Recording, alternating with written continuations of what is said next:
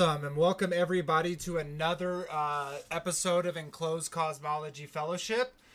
This week we will be continuing our topic on Moses. The name of this episode is Struggle. So we're going to be talking about the struggle that Moses, kind of endured coming into this big task that the Father had set before him. I'm super excited to get into it, but before we do, we'll go ahead and say our hellos to all the people that joined us on the around the table tonight. So start off with our dear brother Frankie B. How you doing, sir?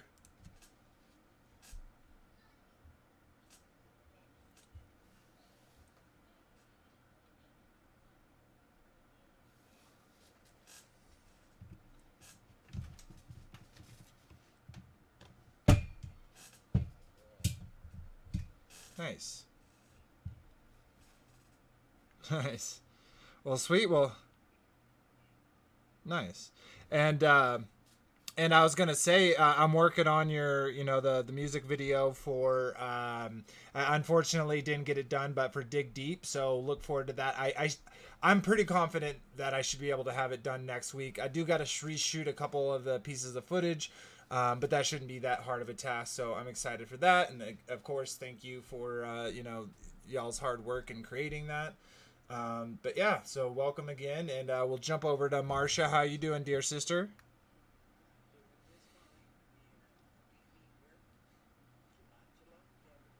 Shabbat shalom indeed. Thank you so much.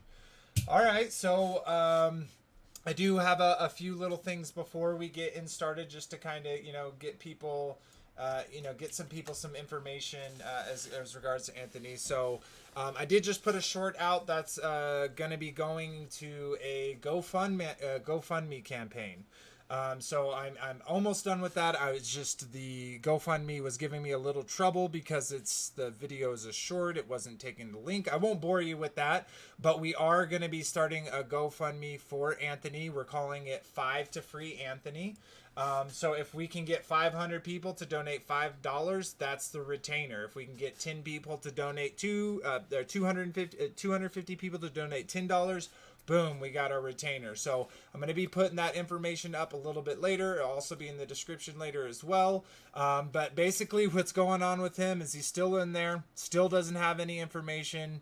And the most recent information that I got from him is someone actually went into his bunk while he was sleeping and stole his PIN to his commissary account.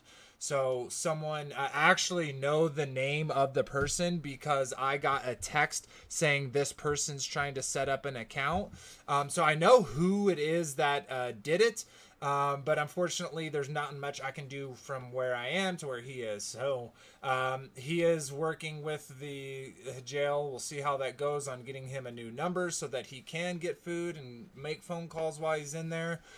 Because without that, all of his money is just going to be stolen. But I do want to shout out to all those that have continued to send him help and put money on his books. Metro, Paul and the Plane, y'all guys are so awesome for doing that. If y'all would like to join in the GoFundMe, again, the information will be here, but we definitely appreciate any help that we get. So thank y'all so much for that.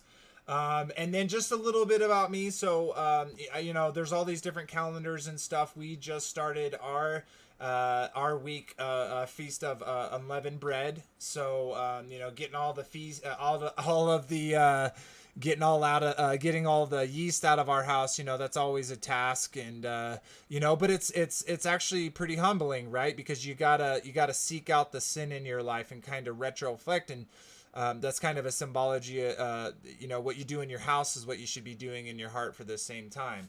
So I know there's other people that have already celebrated, some that are going to celebrate it, but y'all should have it soon. You're saying y'all can't hear them?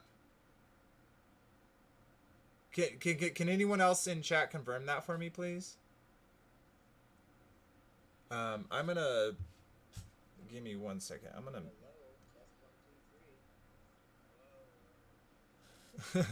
Well, that on my side, the audio should be fine. Let me see. But let's see here. Yeah, it's on. It's grabbing it. Give me one. Yeah, you're fine. Give me 1 second.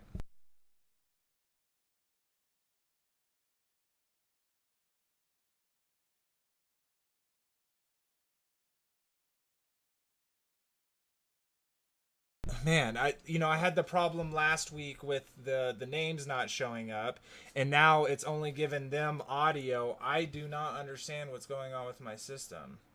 No, they definitely have already talked and tried to talk, but I'm not getting any. Anyone?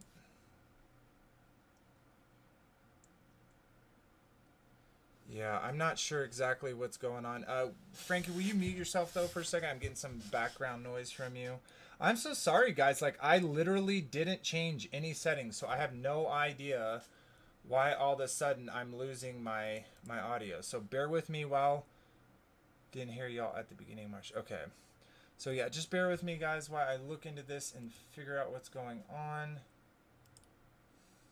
Off device. Desktop audio.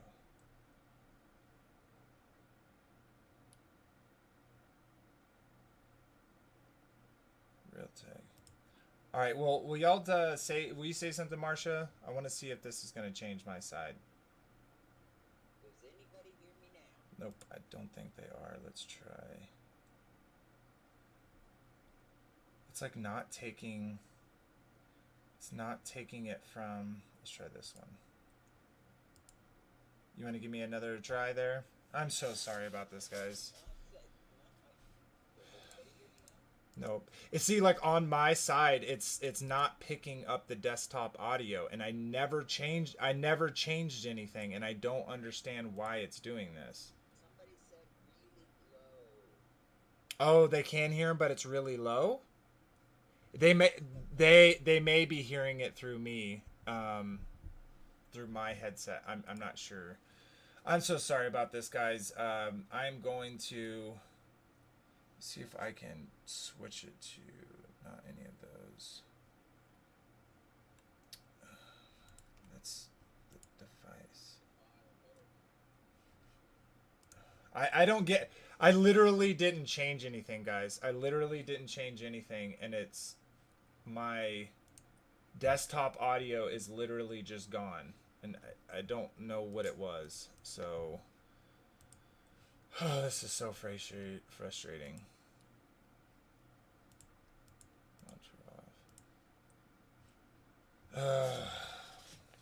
Sorry, everyone. It literally set the default the device to default, and I honestly. Okay, here, let me try this. Bear with me, everyone. I know this is super fun to hear me talk about nothing as I have technical difficulties.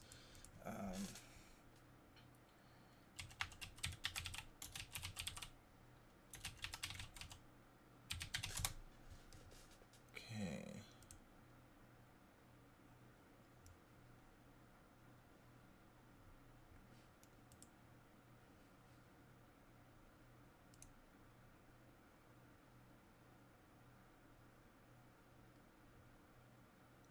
Yeah, it's not.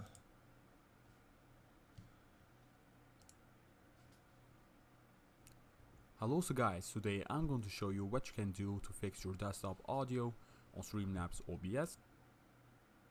What you can do is you can go to here, settings, on settings, go over to your audio, and now on desktop audio device, select the speaker that you have. So once you select your speaker, it could have like that it works out for you, but if it still doesn't work out, what you can do is let's just make it on default right now. But if this doesn't work out, you can just go ahead and go back and go to your open advanced audio settings. Sorry, guys. On desktop audio, if you want to hear it, you can go to monitor and output. So once you select on this, guys, you can actually also hear what's been playing and stuff like that on Google and stuff like that. Oh wait, now do y'all have it? If that doesn't, could y'all hear that? Y'all could hear the video. Yeah, they could. I think they could hear the video playing, but they could not hear you playing.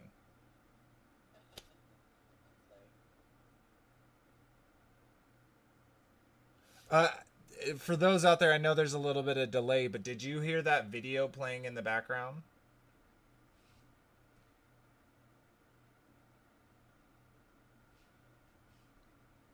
What? Okay, let's try this.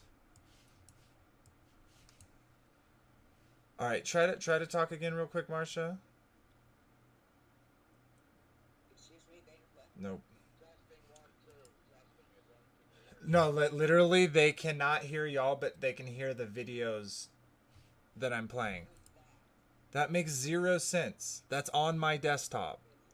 Yeah, it's literally on my desktop, and I'm playing it with the same thing. So how is it hearing that but not that audio? That makes no sense. Okay, let me try this. I don't know why this program does this all the time. Okay, sources, desktop audio. Let's just try like this. What happens when we go here? All right, will y'all say something real quick? Just one. Testing one, Nope. two, three. Nope, didn't do it. Testing 1 2 1 2. Check mic, check. It's got it. Nope. Keep going, guys. Just keep check. I'm trying to check all these audio channels and see if any of them are the right ones. No pictures last week. No video or no audio Oh, there this we week. go. I think I just got it. How about now, guys? All right, yeah. Not sure why. Testing 1 2. Nope, you're good. We're live. You're totally good. All right. Thank you so much, everyone, for your patience. I have no idea why that thing got switched, why it was on default as opposed to what it was on before, but we're up and good and going. So let's actually get this started with no further ado. We're going to be talking about the struggle, but I would like to give y'all the time to actually say your hellos. So if you'd go ahead and say it again, Frankie, I definitely appreciate that, sir. Hey everyone, Shabbat Shalom. It was cheesesteak Shabbat on the grill. I got a flat top and I made cheesesteak wraps. I got a bunch of Atkins treats. I want a low carb diet. Trying to get down to 218. That's about That's your 15 goal. pounds. Nice. Yeah, by the end of June, I got a vacation in the end of June. So, you know, once you're on vacation, it's on pizza, baby. Yeah, you can't slouch when you're on vacation. You got to eat whatever you want. Except Boardwalk pizza. for pork. Yeah. So awesome. All right, and then our dear Marcia, you could actually say hi to everyone this time. Well, Shabbat Shalom. That's all I said last time, and glad to be here, family. Yeah, awesome.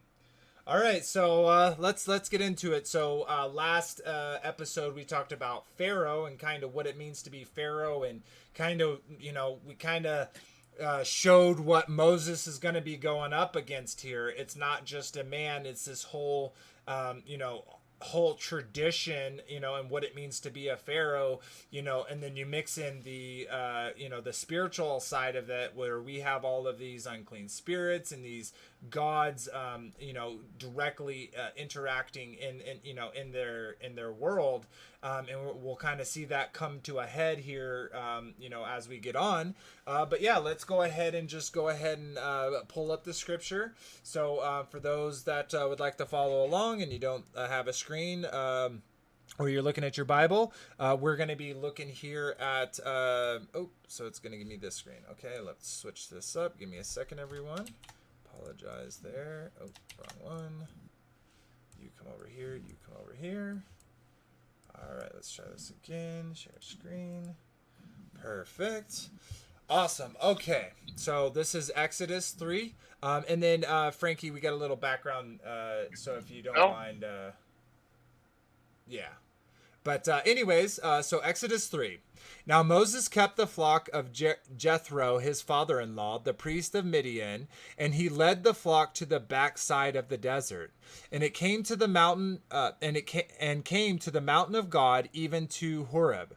And the angel of the Lord appeared unto him in a flame of fire out of the midst of a bush. And he looked, and behold, the bush burned with fire, and the bush was not consumed. And Moses said, I will now turn aside and see this great sight, why the bush is not burnt. And then the Lord saw that he had turned aside to see. God called unto him out of the midst of the bush and said, Moses, Moses. And he said, Here I am. And he said, Draw not nigh hither, put off thy shoes from off thy feet, for the place thereon thou standest is holy ground. Moreover, he said, I am the God of thy father, the God of Abraham, the God of Isaac, and the God of Jacob. And Moses hid his face, for he was afraid to look upon God. And the Lord said, I surely see the affliction of my people which are in Egypt, and have heard their cry by the reason of their taskmasters. For I know their sorrows. And I come down to deliver out of the hand of the Egyptians, and to bring up there out of the land unto a good land, and a large, unto a land flowing with milk and honey, unto the place of the Canaanites, and the Hittites, and the Amorites, and the Perizzites, and the Hivites, and the Jebusites.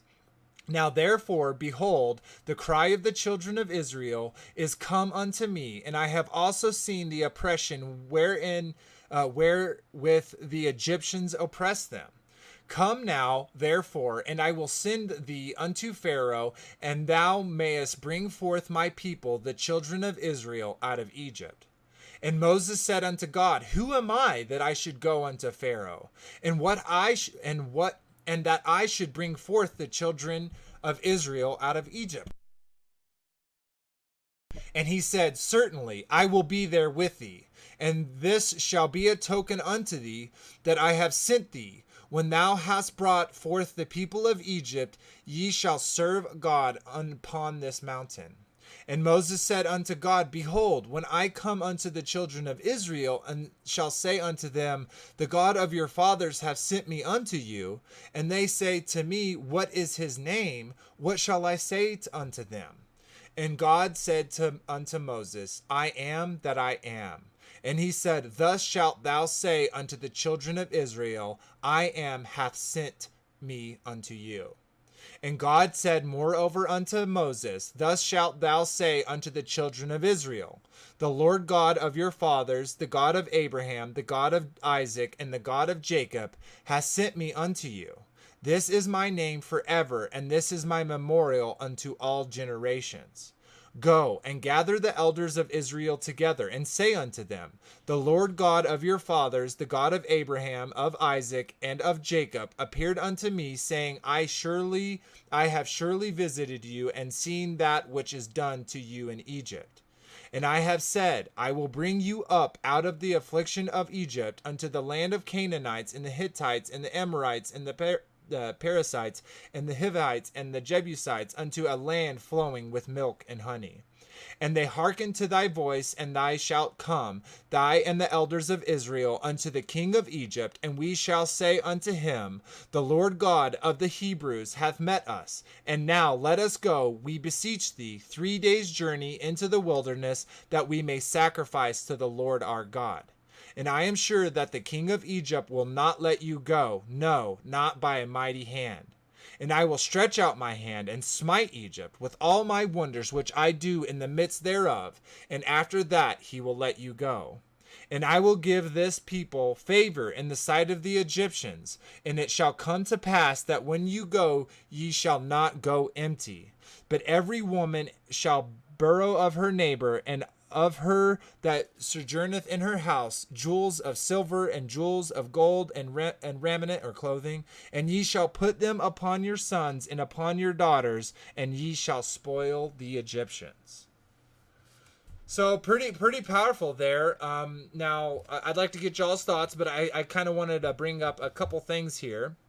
Now, one thing that's really cool, if you go back to episode 1 beginning, we actually ask a question and do a little study on, where does truth begin in the Bible? And, people will say in the beginning, or Bereshit. Well, in Bereshit also consists, you take those letters, you also have the word Aish, which is this fire that we see here. And now this fire is described multiple times in Scripture, and that's a really interesting point. And just to imagine seeing this burning bush, but it's not burnt, literally blows my mind. But I also wanted to point out something real quick. Is he, obviously the father is telling Moses to do this, and the father knows the outcomes. But something that's interesting here is the question that we see Moses ask the Pharaoh for the first time. So what he's going to ask him, and to pull that up again, here we go. And I just missed it. I think it's up here a little bit. And you shall say to them, Egypt, honey, right here. So 18, and they shall hearken to thy voice, and shalt come, thou and the elders of Israel, unto the kings of Egypt. And ye shall say unto him, the Lord God of the Hebrews hath met with us. And now let us go, we beseech thee, 3 days' journey, 3-day journey into the wilderness, that we may sacrifice to our Lord God. So, I just want to point out here that we actually are seeing that Moses is asking to do something that they know about. And I know even on the panel, we have differences of opinion on the covenants and stuff like this.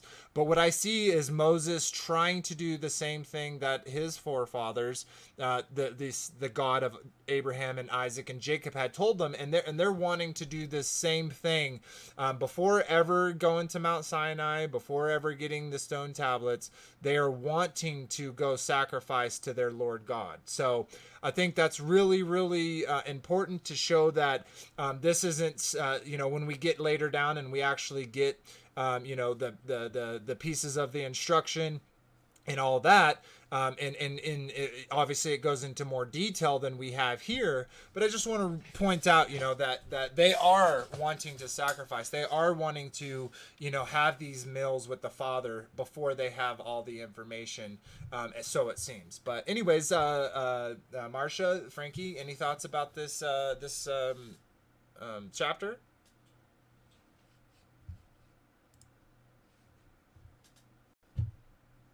I've got sidetracked. Oh, no worries. Sweet. Frankie, you got anything? My husband had me sidetracked for a bit. Oh, no. No. Sweet. Okay. Well, we can just move on. Oh, you had something? It was a high calling.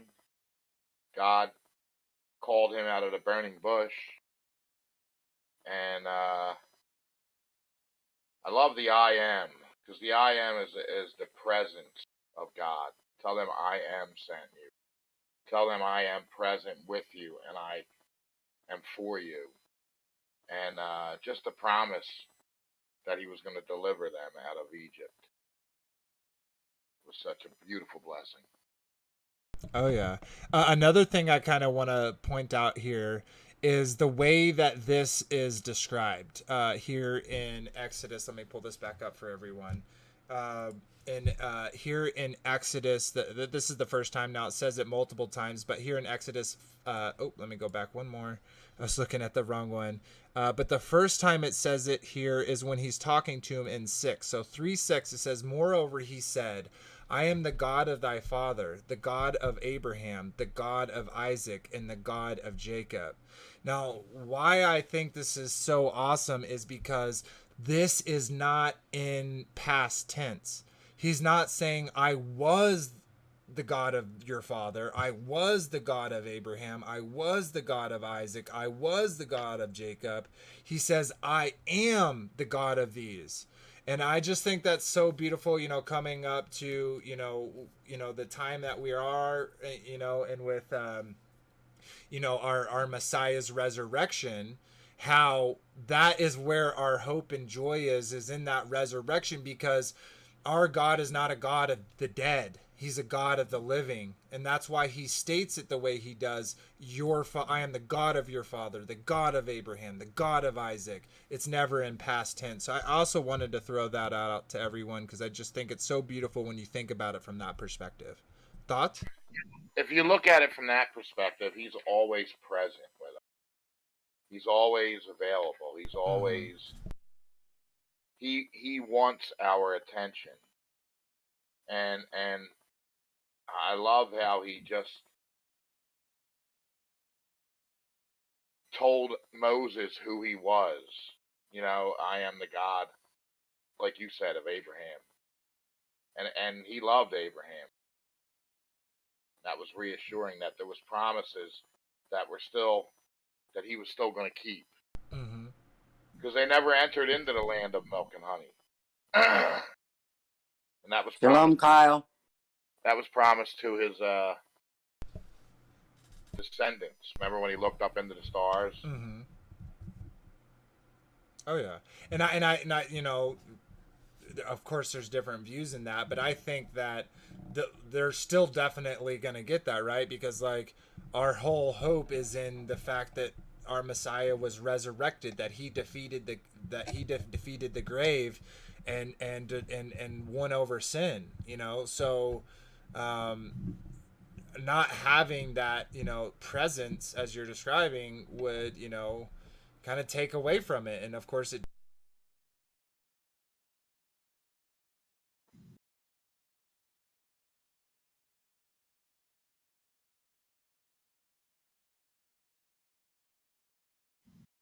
Oh, sorry, I was muted. All right, well let's get into. I definitely appreciate y'all's comments. We'll get into Exodus 4 and kind of just keep reading along. So those that want to join us, here we go. And it says, "And Moses answered and said, But behold, they have not believed me. They will not believe me, nor hearken unto my voice. For they will say, The Lord hath not appeared unto thee. And the Lord said unto him, What is that in thy hand? And he said, A rod. And he said, Cast it on the ground. And he cast it on the ground, and it became a serpent. And Moses fled from before it. And Lord said unto Moses, Put forth thy hand, and take it by the tail. And he put forth his hand, and caught it, and it became a rod in his hand. That they may believe that the Lord God of their fathers, the God of Abraham, the God of Isaac, and the God of Jacob, hath appeared unto thee. And the Lord said furthermore unto him, Put now thy hand in thy bosom. And he put his hand into his bosom, and he took it out. Behold, his hand was leprous as snow. And he said, Put thy hand in thy bosom again. And he put his hand in his bosom again, and he plucked out of his bosom, and behold, it turned again as it was other flesh. And it shall come to pass, if they do not believe thee, neither hearken to thy voice on the first sign, that they will believe the voice of the later sign. And it shall come to pass, if they will not believe also these two signs, neither hearken unto thy voice, that they shall take of the water of the river, and pour it unto the dry land. And the water which thou takest out of the weather shall become blood upon the dry land. And Moses said unto the Lord, O my Lord, I am not eloquent, neither heretofore, nor since thou hast spoken unto thy servant, but I am slow of speech and a slow tongue. And the Lord said unto them, Who hath made man's mouth? Who maketh them dumb, or deaf, or seeing, or blind? Have not I the Lord? Now therefore go, and I will be with thy mouth, and teach thee what thou shalt say. And he said, O my Lord, send, I pray thee, by the hand of him who thou wilt send. And the anger of the Lord was kindled against Moses. And he said, It is not Aaron the Levite, thy brother? I know that he can speak well. And also, behold, he cometh forth to meet thee. And when he seeth thee, he will be glad in his heart. And thou shalt speak unto him, and put words in his mouth. And I will be there with thy mouth, and with his mouth, and will teach you what ye shall do. And he shall be thy spokesman unto the people, and he shall be to thee instead of a mouth, and thou shalt be to him instead of God. And thou shalt take his rod in thy hand, where there thou shalt do signs. And Moses went and returned to Jethro his father-in-law, and said unto him, Let me go, I pray thee, and return unto my brethren which are in Egypt, and see whether they be yet alive. And Jethro said to Moses, Go in peace. And the Lord said unto Moses in Midian, Go, return into Egypt, for all the men are dead which sought thy life. And Moses took his wife and his sons, and set upon an ass, and he returned to the land of Egypt, and Moses took the rod of God in his hand. And the Lord said unto Moses, When thou goest to return into Egypt, see that thou do all these wonders before Pharaoh, which I have put in thy hand, but I will harden his heart, that he shall not let the people go. And thou shalt say unto Pharaoh, Thus saith the Lord, Israel is my son, even my firstborn. And I say unto thee, Let my son go, that he may serve me. And if thou refuse to let him go, behold, I will slay thy son, even thy firstborn. And it came to pass by the way in the end, that the Lord met him, and sought to kill him. Then Zipporah took a sharp stone, and cut the foreskin of his son, and cast it at his feet, and said, Surely a bloody husband art thou to me. So he let him go. Then she said, A bloody husband thou art, because of the circumcision. And the Lord said to Aaron, Go into the wilderness to meet Moses. And he went and met with him in the mount of God, and kissed him. And Moses told Aaron all the words of the Lord who had sent him, and all the signs which he had commanded him. And Moses and Aaron went and gathered together all the elders of the children of Israel. And Aaron spake all the words which the Lord had spoken unto Moses, and did the signs in the sight of people. And people believed, and they heard the Lord had visited the children of Israel, and that he had looked upon their afflictions, when they bowed their heads and worshipped.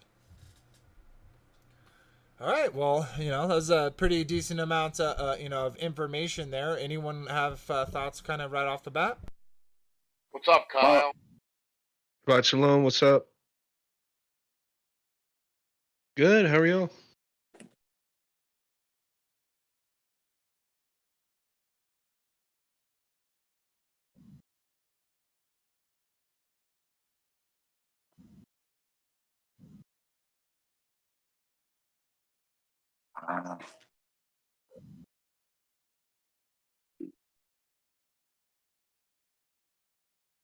Darn it.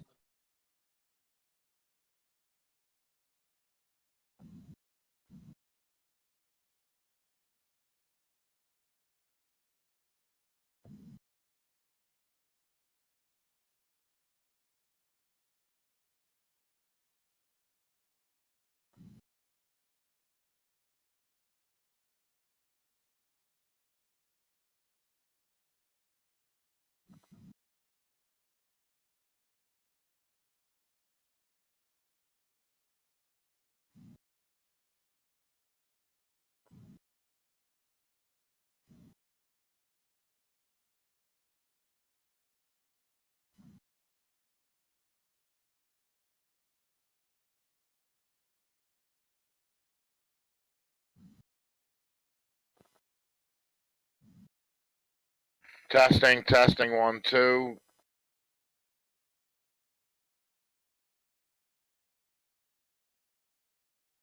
Yeah, I can't hear anything on the stream. Yeah, I can hear you. Oh my gosh. How long have I not been talking for? Just like 30 seconds. Oh, okay. I must have hit the mute button on my. I don't know if people can hear y'all. Can y'all hear me? We're gonna wait a second to make sure everyone's good. Also, Check. those, yeah, check y'all as well. So Yeah, I just heard it on the stream. okay, sweet. All right, sorry about that, guys. So y'all could hear me, but they couldn't hear me, so that's kind of weird. That happened. But anyways. You can hear, Marcia didn't say anything. So Hello. so anyways, that last part is just this is where like reading 3 and 4, and we'll get into 5. But when you think about this, so Moses is kind of already insecure about himself, about him being able to do this, whether people are going to believe him. And we see the father kind of, quenching all of those questions as Moses is kind of going along, giving him what he's going to say. But I think that's really, and we all know this, but to kind of stop and take a second and look at it, we see, that, let me bring it up here. In 21, and he says, and the Lord said unto Moses, when thou goest to return into Egypt, see that thou do all those wonders before Pharaoh, which I have put in thy hand. But I will harden his heart that he shall not let the people go. So he's straight up telling Moses, go do this thing, which you're not comfortable, you're not confident in doing. He gets all his things settled, like how they're going to believe me, do this. But then he backs up and says, he goes and says, hey, by the way, you're going to be doing all this stuff, but I'm going to be hardening the Pharaoh's heart, so he's not going to let you go. So I just think as Moses, like the struggle that you would go through with the father showing up in the burning bush and all this crazy stuff, but then all your heart saying, well, can I do this? I'm not the right person for the job. Who am I to talk to these people?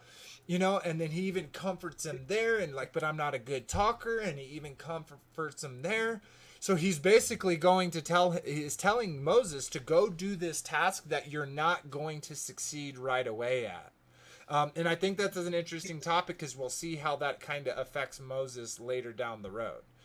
Any other thoughts than that from y'all? Yeah. What's interesting to me is that he was under Pharaoh, till he was 40, and then he left for 40 years, wasn't it?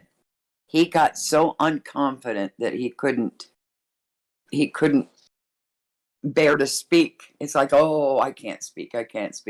He lost all that confidence. And the Lord had to bring in, show him. He still lost confidence. He still didn't want to speak. He still wanted Aaron to do it all. That kind of is a little shocking to me. Because I guess he was a very strong, up until the very end, he's no wuss. And I don't even know, but anyway, I just thought that was interesting that he'd lost a great deal of confidence and just became like a shepherd the last 40 years. And so now he's going back into Egypt and he's to do all these mighty things, so. Yeah, and that's anyway. And wouldn't that be a struggle in your heart? Yeah, he definitely had a confidence issue. Wouldn't that be a struggle in your heart where you're like? But that doesn't make any sense, though. He was in line to be Pharaoh, wasn't he? What? No. Moses, he was in line to be a Pharaoh. No. No, he wasn't raised as a Pharaoh. No, you're kind of getting that from the what is that called? I cannot think of the movie right now. And Commandments. Moses. Prince of Egypt. I don't know if you've seen that, but it kind of depicts him as him being buddy and buddy, growing up with the Pharaoh as their brothers and stuff. That's not really in scripture. They took a lot of creative license with that movie and with a lot of movies to kind of put that whole story within, a viewable format, and time-wise. So, and if you, on our episode, not the previous episode, but the first one, Moses, episode, I believe 18, Moses, we showed, the story is literally so crazy. All the firstborn sons were being killed. So this mother took this, child and put it in made a little ark for Moses and put him in. And then we see that the princess, the Pharaoh's daughter, finds him, and then hires the mom to feed him and raise him, and then eventually, after that point, brings him to Pharaoh, and then to the Pharaoh's daughter, and then he becomes her son. But as far as him in line for Pharaohship, no. He wasn't. But what I think is interesting is like the life he lives that we see in 1 and 2, and then he runs, kind of runs away from the desert because he murdered someone, and he, like Marsha was saying, he just becomes this, he just becomes this, shepherd. Just yeah. Mm-hmm. And he goes from like this heights to the bottom, kinda. And then the Lord shows up to him. He's like, hey, you're going back up top. So like, I just think about the struggle inside. Like, hey, that place that I went to, like I murdered someone there. There's people after me. And, the Lord, But the Lord, but the Lord told them, yeah. And that's they're what all I'm dead. Yeah, that's what I'm They're saying. all Like he keeps bringing up over and over why he's struggling to go and listen to the Father. And the Father is there the whole time saying, oh, that concern, I already, you don't need to worry about it for this reason. And that concern, don't worry about it. We'll do this for that. And I just think about that. Like, he's seeing the burning bush, a bush that is on fire, that is not burnt. Yet he is, in his heart, is like, but what about the people that are there? They're going to kill me. And he's like, no.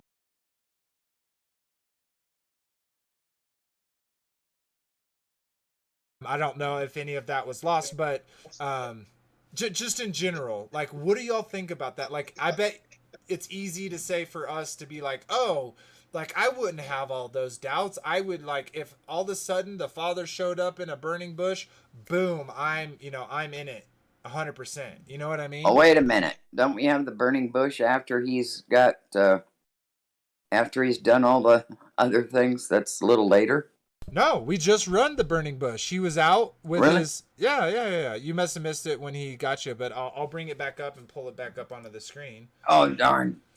Probably when my husband got... Okay. Yeah, no, like probably exactly when, but let me see here. I'll just start reading it. Now Moses kept the flock of Jethro, his father-in-law, the priest of Midian, and led the flock to the backside of the desert and came to the mountain of God, even to Horeb. And this is where he sees the flame of fire out of the midst of the bush. Okay. So what my point is like, we like can be at that, like, God, if you just give me a sign, if you just tell me what to do, I'll do it. And then Moses gets this beautiful, thing. He's talking to the presence of the Father. He's getting this, he's seeing this snake, this rod turn into a snake, and then he picks it up and it turns into a rod. He's putting his hand into his, his bosom and pulling it out, and it looks like it's, all diseased, and he puts it back in and pulls it back out. Like, he's experiencing and going through these things, much more than we obviously are. We're looking at from the outside, outside in. But what my point is how easy is it for us to say, like, if we saw something like this, we would be gung-ho. But yet we look at Moses, the life, that his upbringing and all of that, his whole history, again, up to this point, and he has all of these worries. He's struggling to put his faith in the Father, and just trust in him. What are your thoughts about that? It brings me back to the rich man in Sheol, saying, oh, just if they see Lazarus come up, and they'll believe. And he says that they have Moses.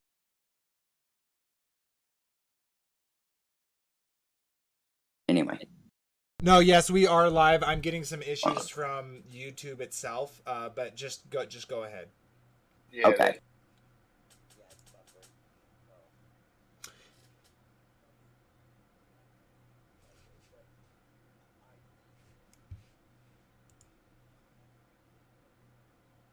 All right, hold up. I think YouTube kicked us off because, like, it's saying no data, but I can hear y'all. I have data. I have full internet connection. It's literally just on YouTube. Okay, yeah, it looks like it's coming back on. All right, sorry guys, we're getting grappled by YouTube. Everything on my side is good. My internet's good. Everything. It's only on YouTube side. Now I see we're live on Take on the World. I'm not sure about ECF.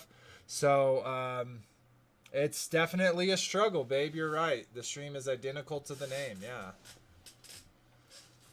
So, all right, so bear with us real quick. I see that we're live on Take on the World. Thank you, all that. I'll go ahead and shout out Chris and Liz. Thank y'all so much for letting us use that your platform to share our pieces of the puzzle with y'all's community and family. So we definitely appreciate that. I'm not sure if we're still good on YouTube side. I'm gonna do a little quick I think it just cut me out off of. No, I think ESC just cut me off. ECF just cut me off. Okay. I'm going back into the thing. Okay, I think we're still good. Okay, sorry about that, guys. It's telling me excellent connection. It's not giving me a picture. It's buffering. Okay, there we go. Awesome. So sorry about that. Thank you for your patience, guy. But what were you saying, Marcia? Okay, so I thought someone was saying something.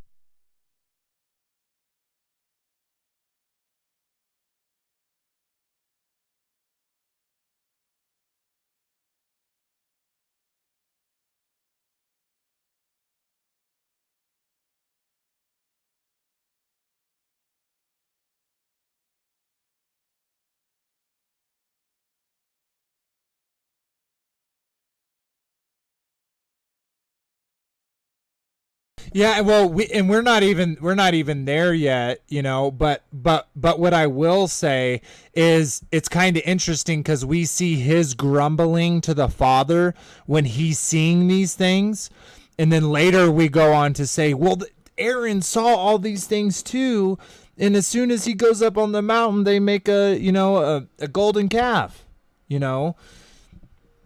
So I think that has a lot to do with cognitive dissonance, what they were taught, what they grew up around, and how that in. Mm-hmm.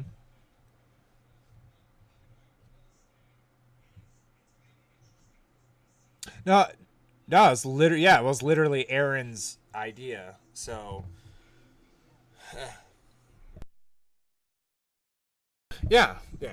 It doesn't matter either way. Like either way they contributed in it. Whether it was his idea or someone convinced him to do it, they were still a part of it. But yeah, just at this point, like I think about this for myself. Put myself in Moses's shoes, and it literally, like I feel like I instinctually want to say no problem if the Father showed up to me this way. Nothing would stop me from doing what he says, right? But I can say that, before it ever happens because I don't know what he's going to ask me, And I just think about the struggle, like that same type of struggle that we have in our lives, like where we are saying, like we have this feeling that the Father wants us to do something, but we give him all these excuses, like, but I'm not really good at this, Father, or, I'm too shy, or whatever it is for your, each of your current situations. We have this same struggle, and I see that reflected here into my life.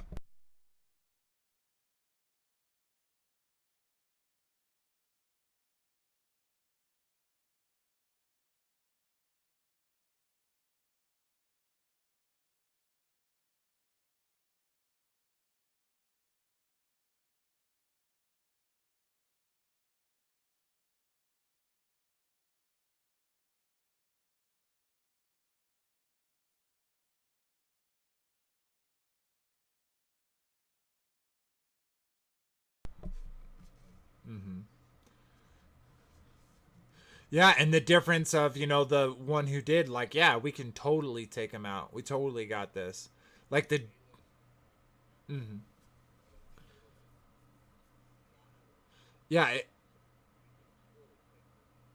Yeah, and like the difference of that confidence, right? It's so different, and I think that really is a good reflection of kind of the diversity of the you know the group of people who are seeking the truth, that are seeking after the Father's heart. Like, we're all in different places. There's some things that, you know, we could be put up against that we would be so fearful or so scared of a situation, but other people right next to us don't have that. And, you know, it makes me not question, but it makes me, you know, really reflect on my heart and how far and what I would do, you know, if the Father asked me to. It's a pretty big struggle, you know?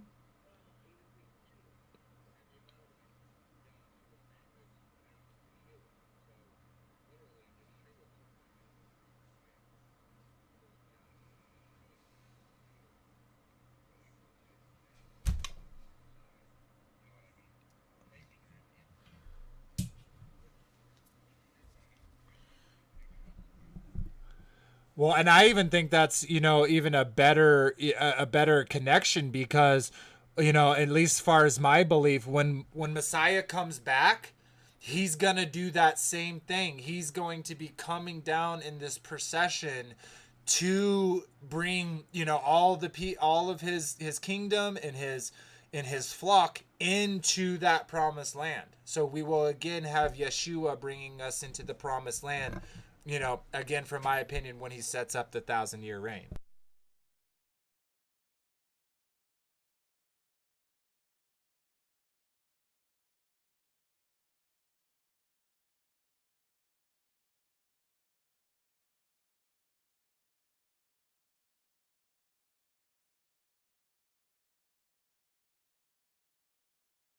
Again, for some reason, they can only hear me. It's still the same thing? I don't know what's going on. Hey, Daryl, welcome. Shabbat Shalom, brother. How you doing?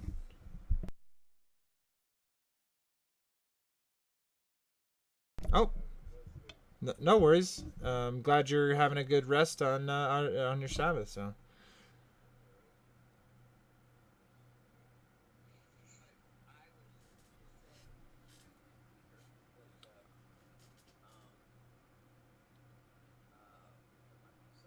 You know, he was with Yeshua for 3 years, right? And he still denied Christ. He largely. He also was No, yeah, I don't know. Like, my system is literally going crazy, guys. I have no idea why it keeps doing this.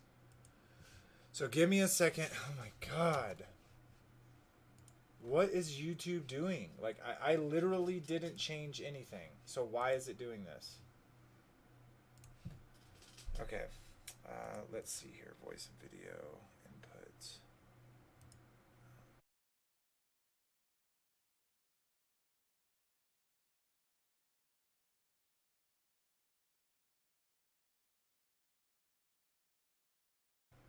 It went blank.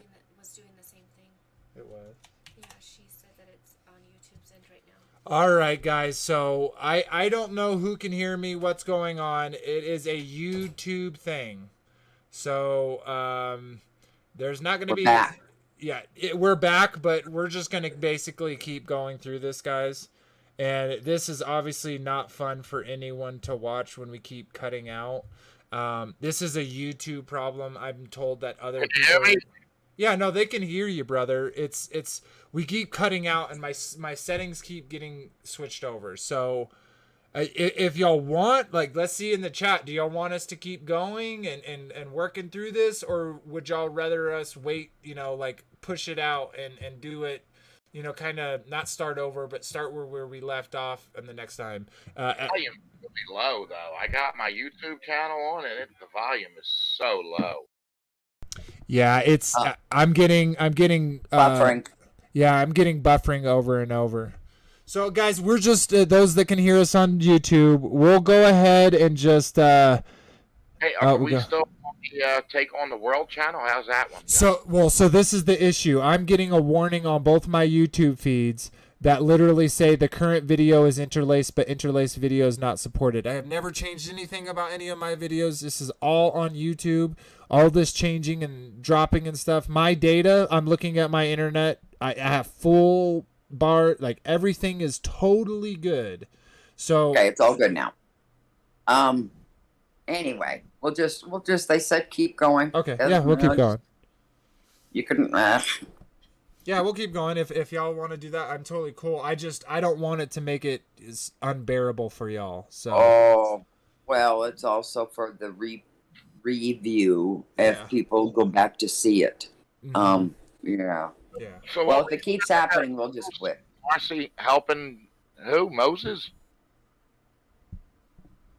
Anyway, what I was saying last when I was, I could see even Peter was with Yeshua for 3 years, and he was doing miracles as also watching, but yet he denied Christ, 3 times.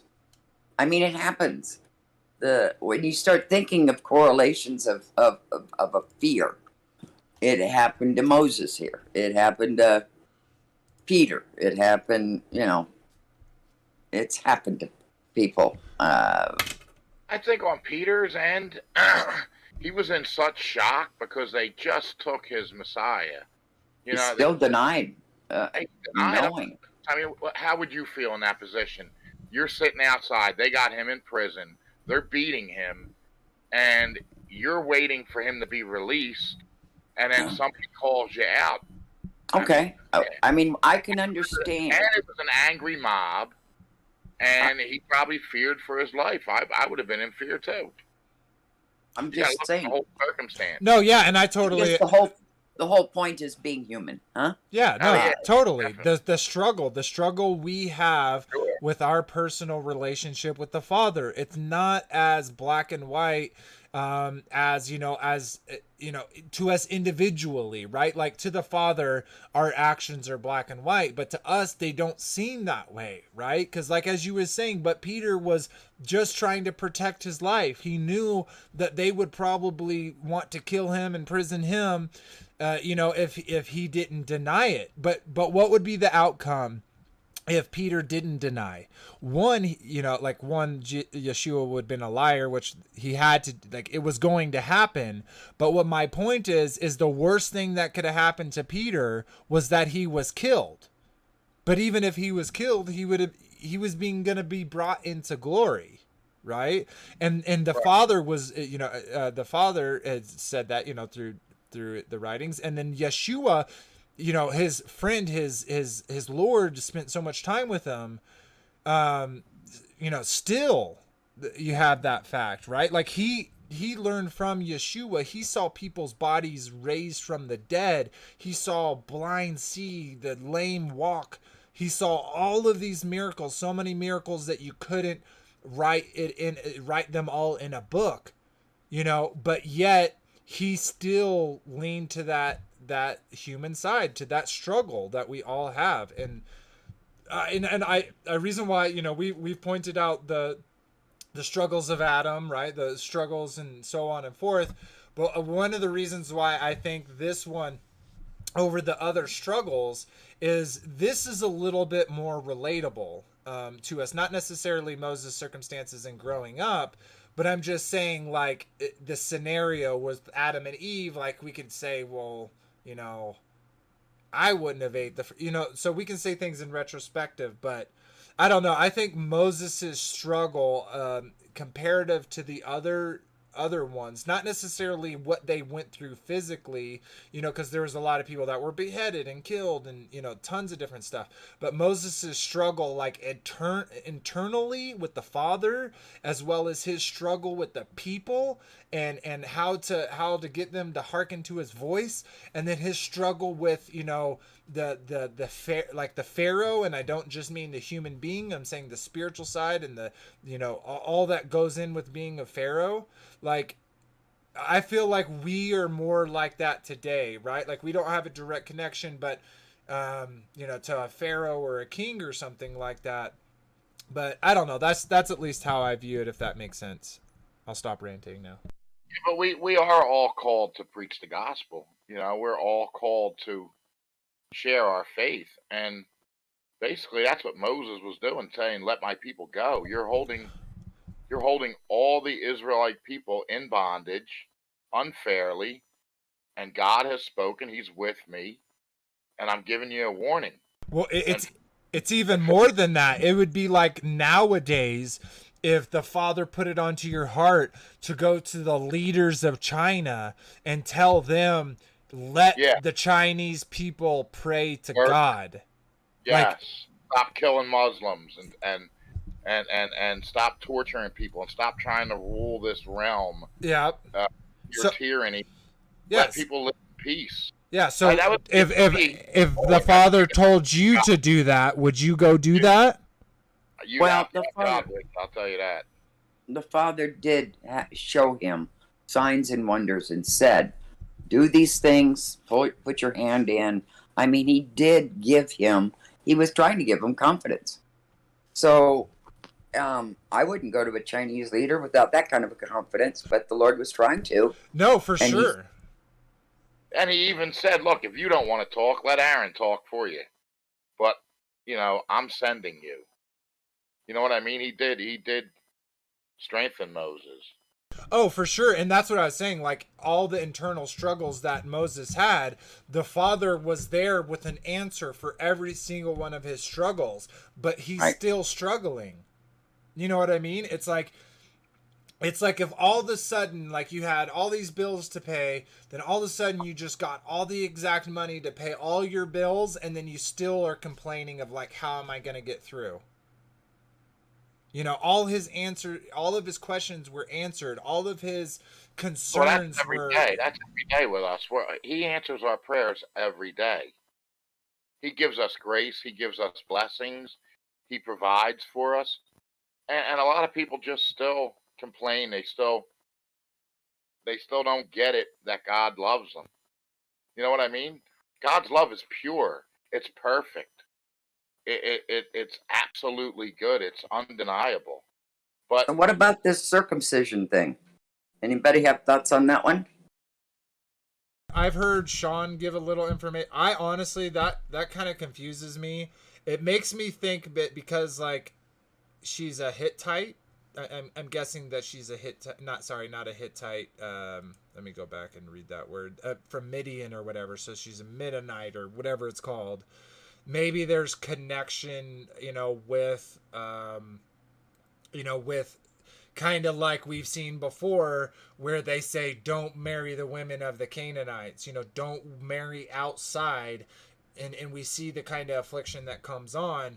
What I think, without knowing too much about her, is that she's probably was raised in paganism, or whatever you want to call it.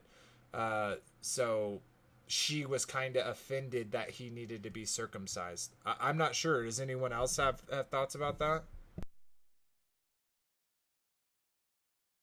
yeah, it seems barbaric, though, especially the way they did it back then. I mean, now, it's No, not really. You don't even know how much they take.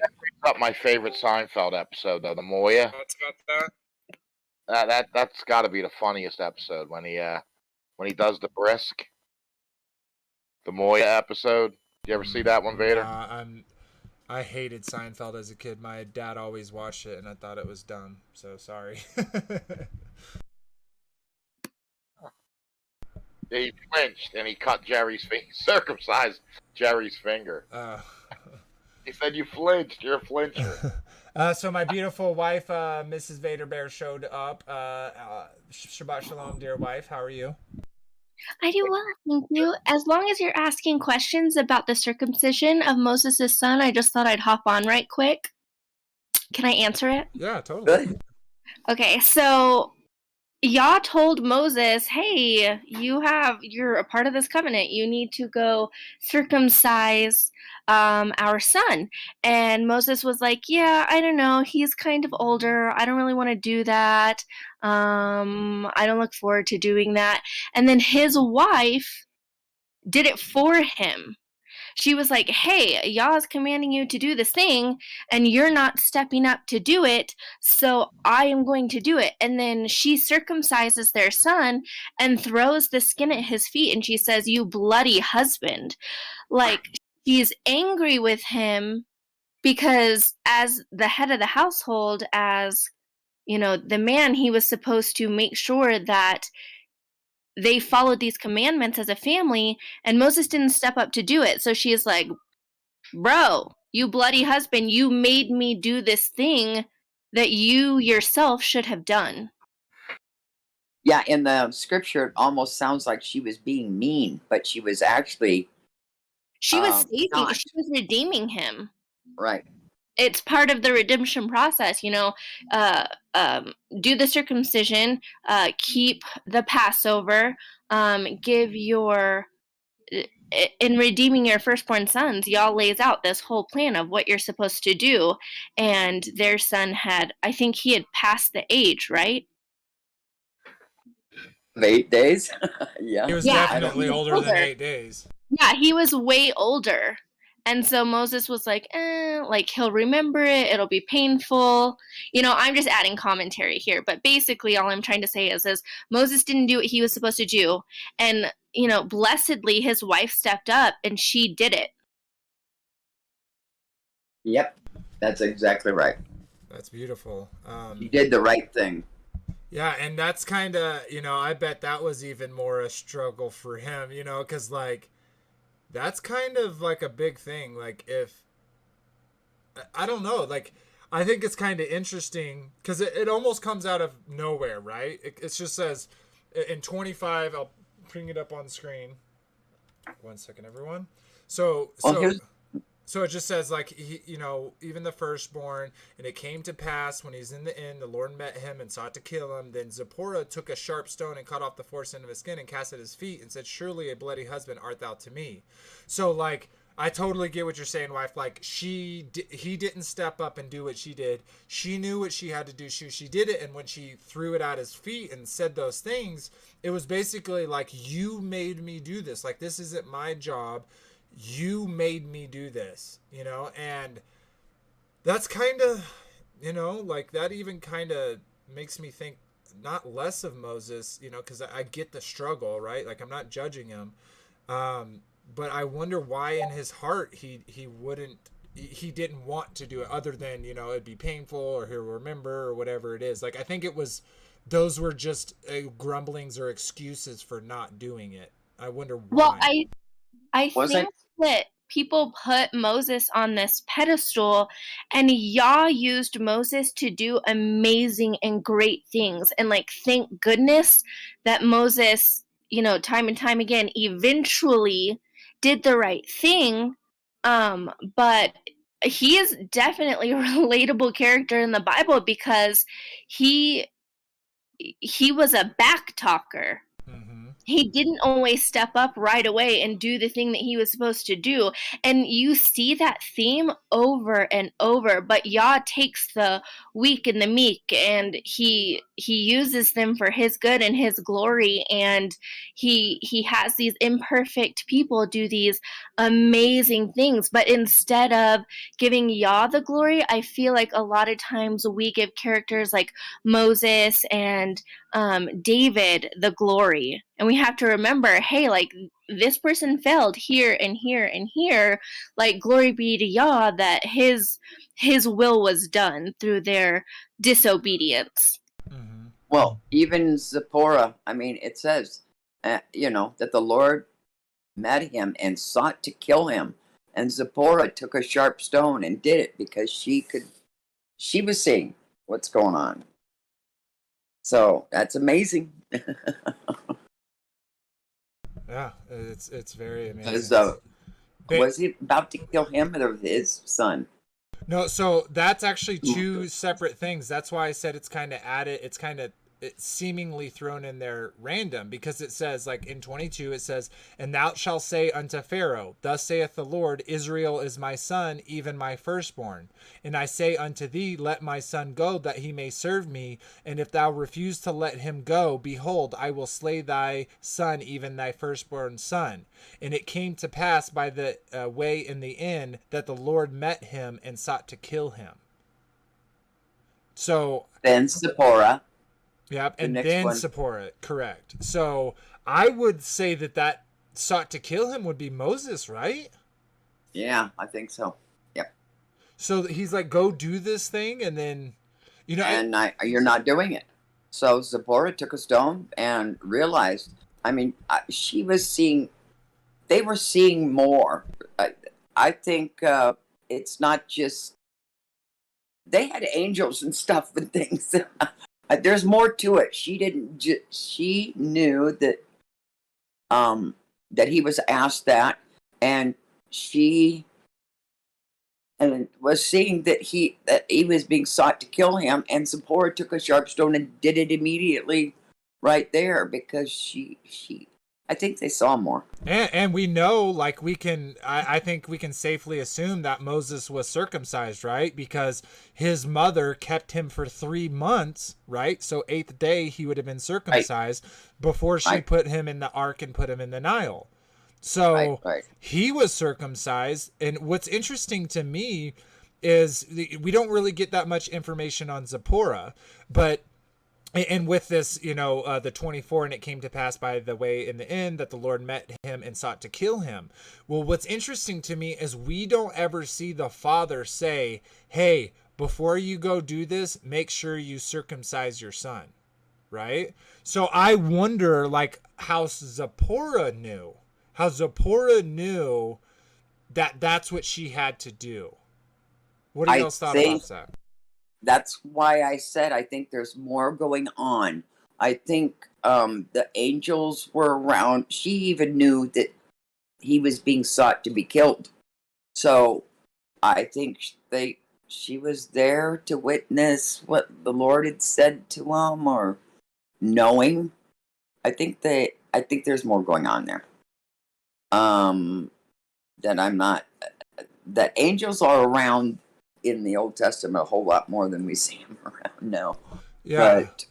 Yeah, I just wonder about that, like where she got that info from. Like, and you could totally be right, like an angel could came to her, but we usually see that in scripture when something like that happens. And I'm not saying that doesn't, because it's not there, it means it doesn't happen, or vice versa.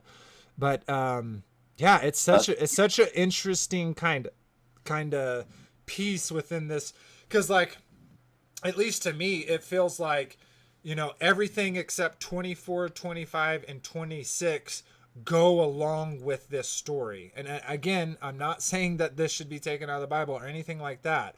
I'm just saying, if you took out, 24, 25, and 26, then all of a sudden, like, then there's no like addition. It literally goes, "And thus shalt the Lord say," and sought to kill him.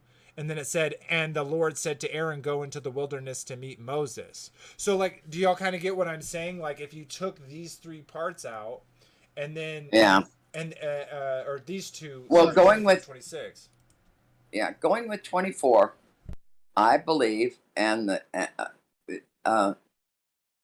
it came to pass by the way of the end that the Lord met him and sought to kill him.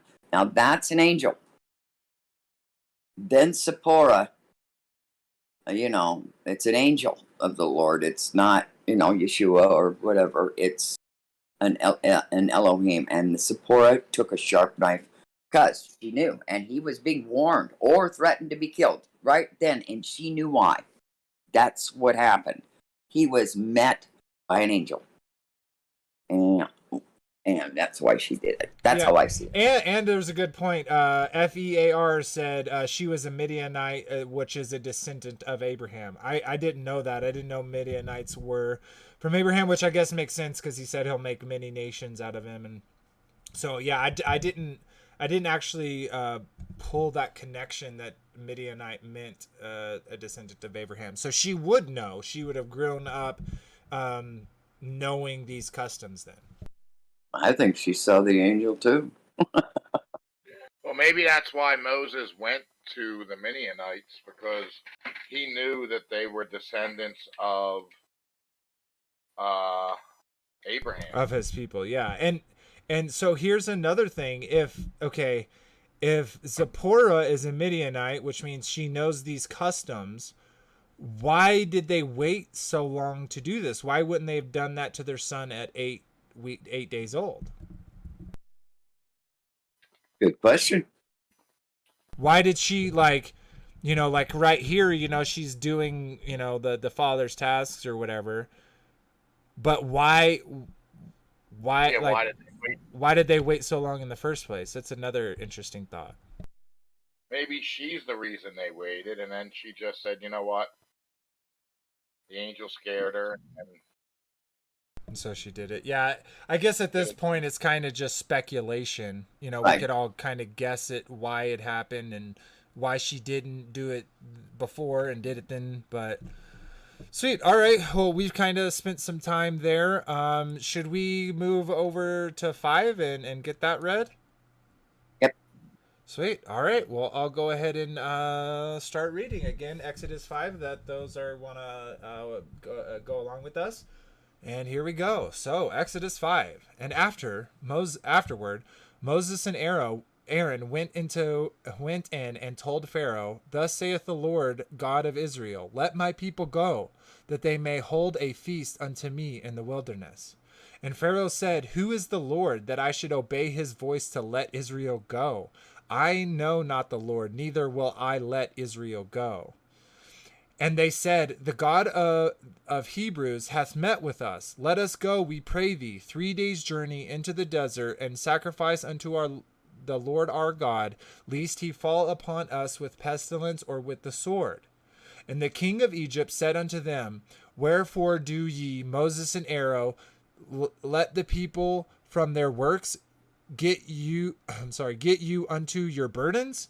And Pharaoh said, "Behold, the people of the land now are many, and ye make them rest from their burdens." And Pharaoh commanded the same day the taskmasters of the people and the officers, saying, Ye shall no more give the people straw to make brick. As theretofore, let them go and gather straw for themselves. And the tale of the bricks which they did make thereof, ye shall lay upon them. Ye shall not diminish aught thereof, for they be idle. Therefore they cry, saying, Let us go and sacrifice to our God. Let their more work be laid upon the men, that they may labor therein, and let them not regard vain words. Excuse me. And the taskmasters of the people went out, and their officers, and they spake to the people, saying, Thus saith Pharaoh, I will not give you straw. Go ye, get you straw where you can find it, yet not aught of your work shall be diminished. So the people scattered abroad throughout all the land of Egypt to gather stubble instead of straw. And the taskmasters hastened them, saying, Fulfill your works, your daily task, as when there was straw. And the officers of the children of Israel, which Pharaoh's taskmasters had set over them, were beaten and demanded, Wherefore have ye not fulfilled your task in making brick both yesterday and today, as heretofore? The officers of the children of Israel came and cried unto Pharaoh, saying, Wherefore there dealest thou thus with thy servants? There is no straw given unto thy servants, and they say to us, Make brick, and behold, thy servants are beaten, but the fault is in thy own people. But he said, Ye are idle, ye are idle. Therefore ye say, Let us go and do sacrifice to the Lord. Go therefore now and work, for there shall no straw be given you, yet shall ye deliver the tale of bricks. And the officers of the children of Israel did see that they were in evil case, after it was said, Ye shall not diminish aught from bricks of your daily tasks. And they met Moses and Aaron, who stood in the way as they came forth from Pharaoh. And they said unto them, The Lord look upon you and judge, because you have made our Savior to be abhorred in the eyes of the Pharaoh, and in the eyes of his servants, to put a sword in their hand to slay us. And Moses returned unto the Lord and said, Lord, where therefore hast thou so evil entreated this people? Why is it that thou hast sent me? For since I came to Pharaoh to speak in thy name, he hath done evil to his people, neither hast thou delivered thy people at all.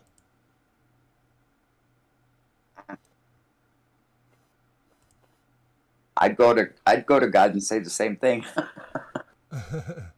Like, man, hey, you told me to go Yes. help them. I'd go to try And now- to help them, and they have it worse.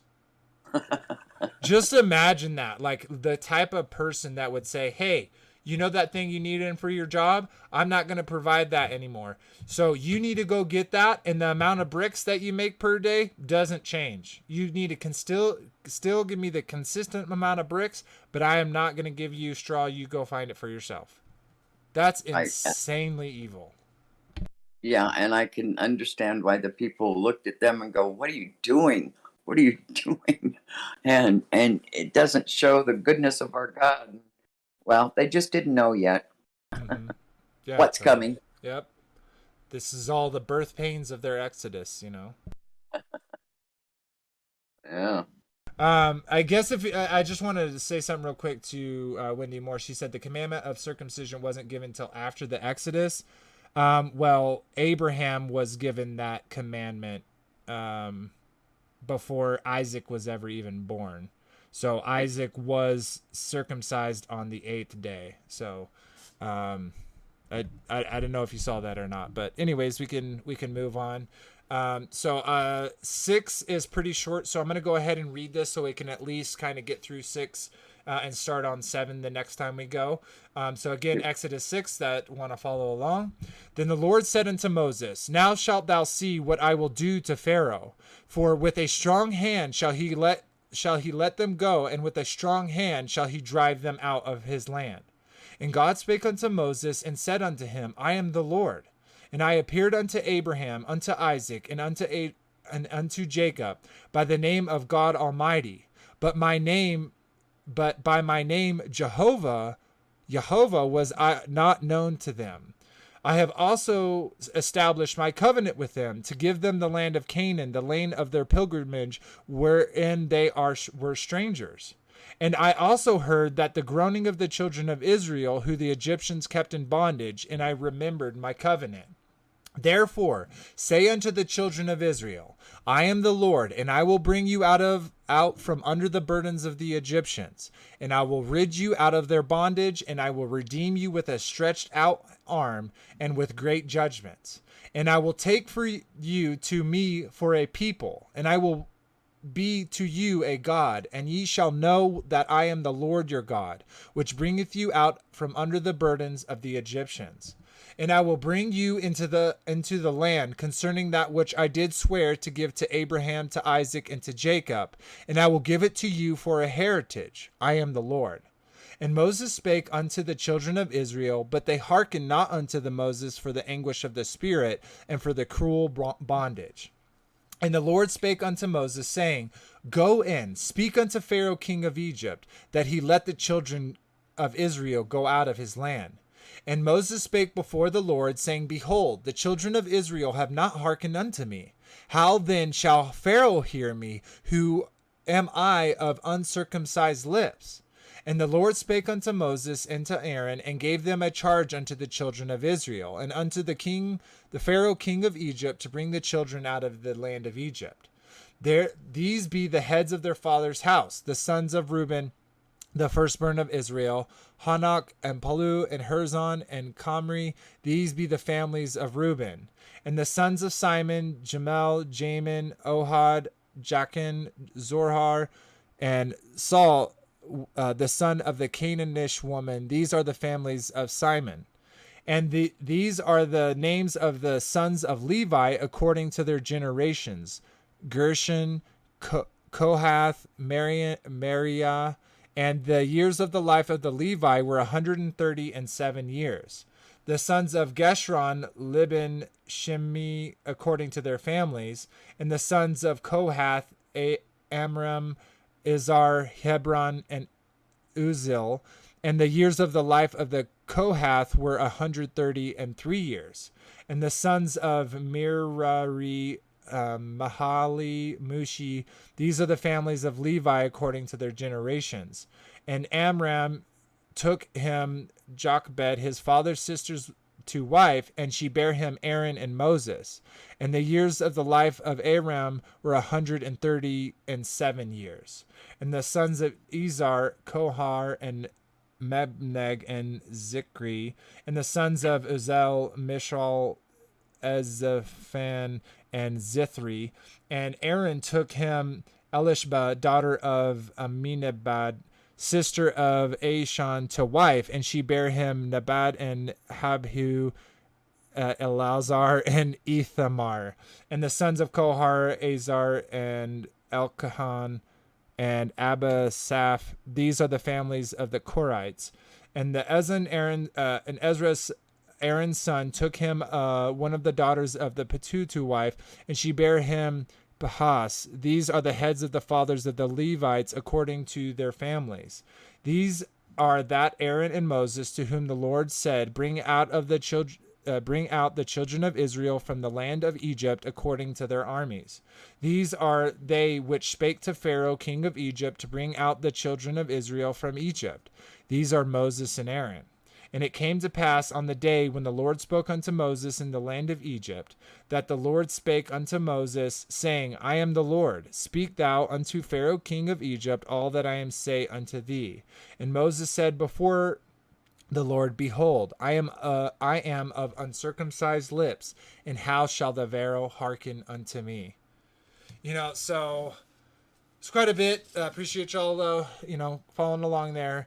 That last bit of the family tree, those always to me, one, are really hard to read because I have no idea how to pronounce those names, but two, they always seem so randomly inserted, like into the text. And obviously they're not. The Father has a very specific reason in saying that, and I believe in this situation, the Lord is telling Moses and Aaron, like, hey, these are all the people that need to come out of Egypt. These are the families.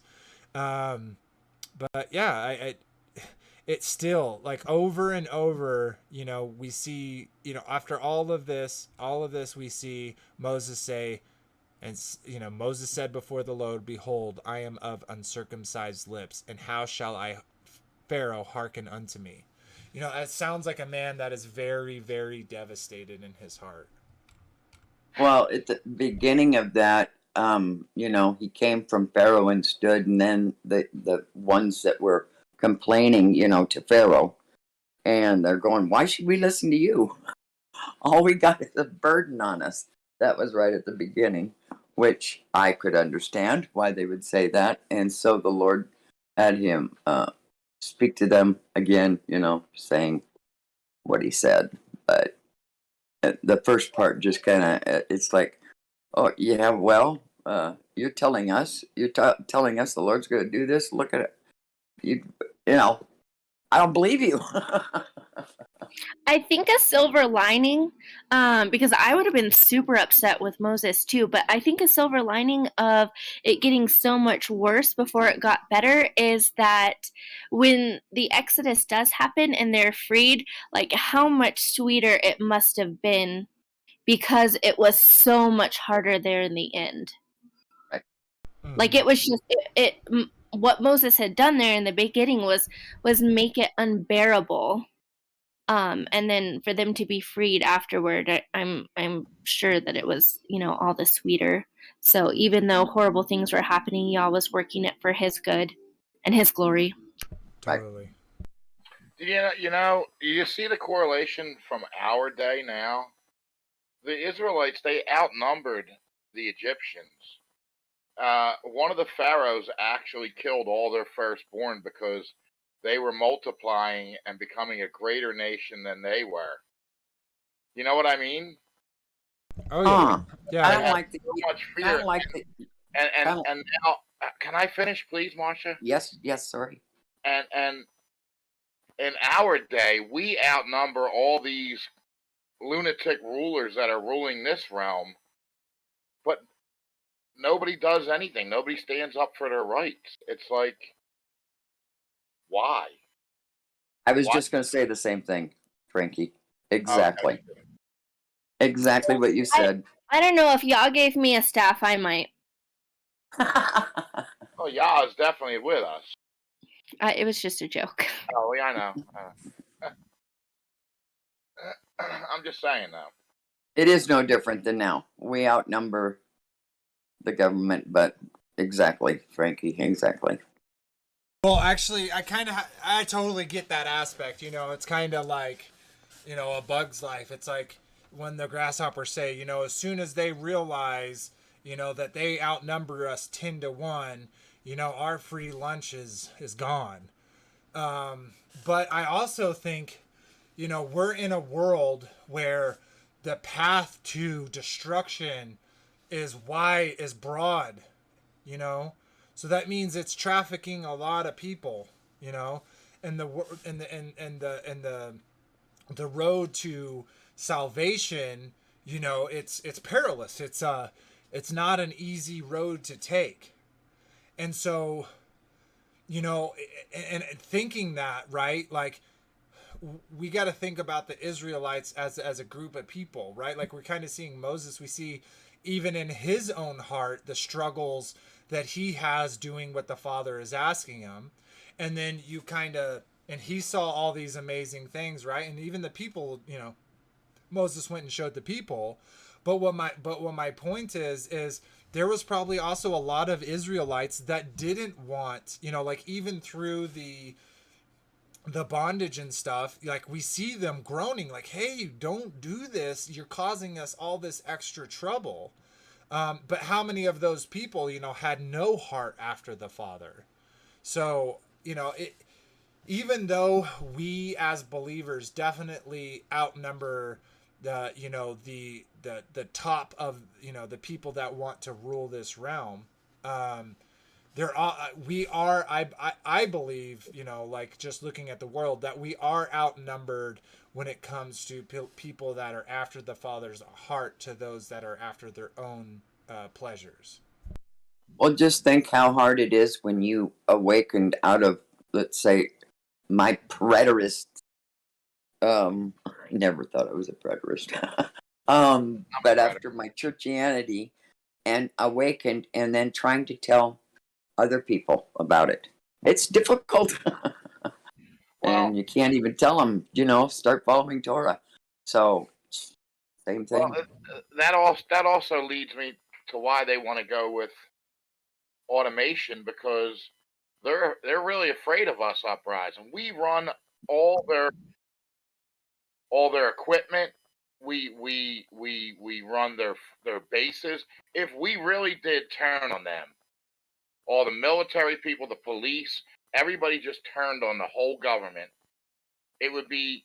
That's why they want cyber run, like everything automated, so that they don't have to rely on us for anything, and they can rule us with all. It's like the Terminator movie, how the Terminators actually turned on them, but the Terminators ran everything.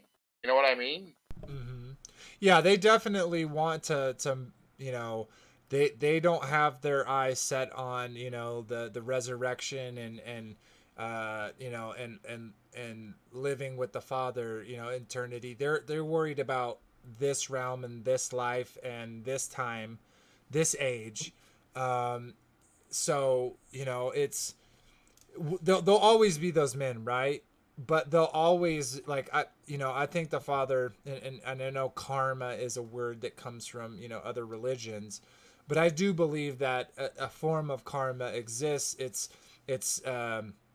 basically nature's defense system, you know, like if certain behavior happens, you know, then this has to happen. And the reason why I kind of bring this up is I kind of almost believe, or I should say, I'm starting to think that when the father is saying that he's going to harden Pharaoh's heart, it's like he has to harden Pharaoh's heart so that Pharaoh will do the acts that he does. And when he does those acts, then the father's judgment could come down.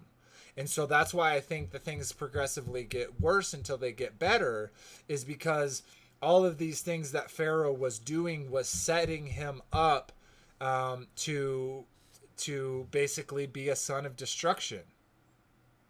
Yeah. It's the 2B system. It's church and state controlling all of mankind. Speaking of church and state, this is kind of random, but we literally have church and state now in America. The church is the scientific community, and they say this thing exists. We all have to believe it, whether whether we do or not. They say that we live on a certain, spinning ball, right? If you don't believe that, then you're not in the faith. It's all set up for control. The church controls you through the fear of God, and the state controls you through the fear of the state. The fear of being arrested, the fear of being persecuted, the fear of being out. You know what I mean? So it literally is the 2B system from Revelations being replayed, because she brought up preterism, and I'm a preterist. So I believe they've resurrected the 2B system, because the 2B system was to destroy the old covenant, the temple system. Yeah. And they've resurrected it. Now they're controlling us, because we all know that the church is controlled by the government. They're hand in hand. They work hand in hand together. You can only say certain doctrines. You can't really speak the truth. You know what I mean? They get red flagged if they step out of line with their C.E.F, whatever that is, their 503. their tax exempt thing. So they're in fear of losing that. So they're controlled by the government. So it's just a whole thing of control. Yeah, that's true. Johnny Cole said something in the chat that I thought was worth repeating, and it says, just like today, as these things get harder, people will turn to Yah. And I think that's true. I think that as the times get harder and harder, we're going to have more and more people coming to the faith. Well, no, I agree with that, but I think there's a balance there, right? Because, for instance, the people that were the Egyptians that were going through the plagues, right? They're, a fair example, Pharaoh's wasn't like, let's say after the 9th plague, right? Wasn't like, oh my gosh, I keep making this same decision and this same, and stuff keeps happening worse and worse. So that therefore I should believe in God. It was the opposite for Pharaoh. Like for the Hebrews, absolutely. My wife brought up a great point that they would have saw these blessings, these plagues happening and them not affecting them, that, and how that would have bolstered their their spirit. But I see it on the opposite side too. Like the people that were entrenched into the religion in the belief system of the Egyptians, they were seeing their gods be attacked, and they got angry from that, right? So, but a remnant went out from the Exodus. So even Egyptians in this time were seeing what was happening, and they were turning to Yah, and they left. No, I totally agree. I'm not taking away from the mixed multitude. Like I said, there's a balance, right? But as there was a remnant, a mixed multitude that went out with the Hebrews, there was a huge army that chased after them. So all the armies that chased after them, like, they obviously had a different mindset than the Egyptians who were leaving. So just as much as it bolstered the faith of others, it destroyed the faith of others. And I think that dichotomy is very interesting. I think that how I said remnant, but that's not what I meant. The mixed multitude, thank you, babe. The mixed multitude went out, just like everything that happened recently in the last 2 years, with the thing that we do not mention. That turned a lot of people to question what was going on because it didn't make sense. Like things were not adding up. And so people who were pro, let's say, jab all their lives were like, wait a second, let me think about this. And then they weren't just anti that jab, but it let them be anti, multiple jabs. No, totally. But in the same side of that, love, you have the people that were pro that tripled down, doubled down into how many ever, jabs that they had to get to be, in the green. So, just as many people, who knows like if it's 50-50 or what the percentage is, but just as many people were their eyes were opened by that event. There was also a lot of people who closed their eyes even further because of that event. Absolutely. I completely agree with you. I'm really glad to see the movement that's happening right now and seeing people come into the community that we're already in. I like to see how It is growing. people. Yeah, it is. It's growing. And I like to see that, through all of this negative and evil that people are being led right here. And there's others that'll sit there and they'll just like Vader said, they're the diehards that believe everything. You'll always have them. There's going to be the diehards right to the bitter end to fight God. I mean, you'll always have them. They can see the wrong. They just don't want to admit to us that they made a bad choice. I don't know.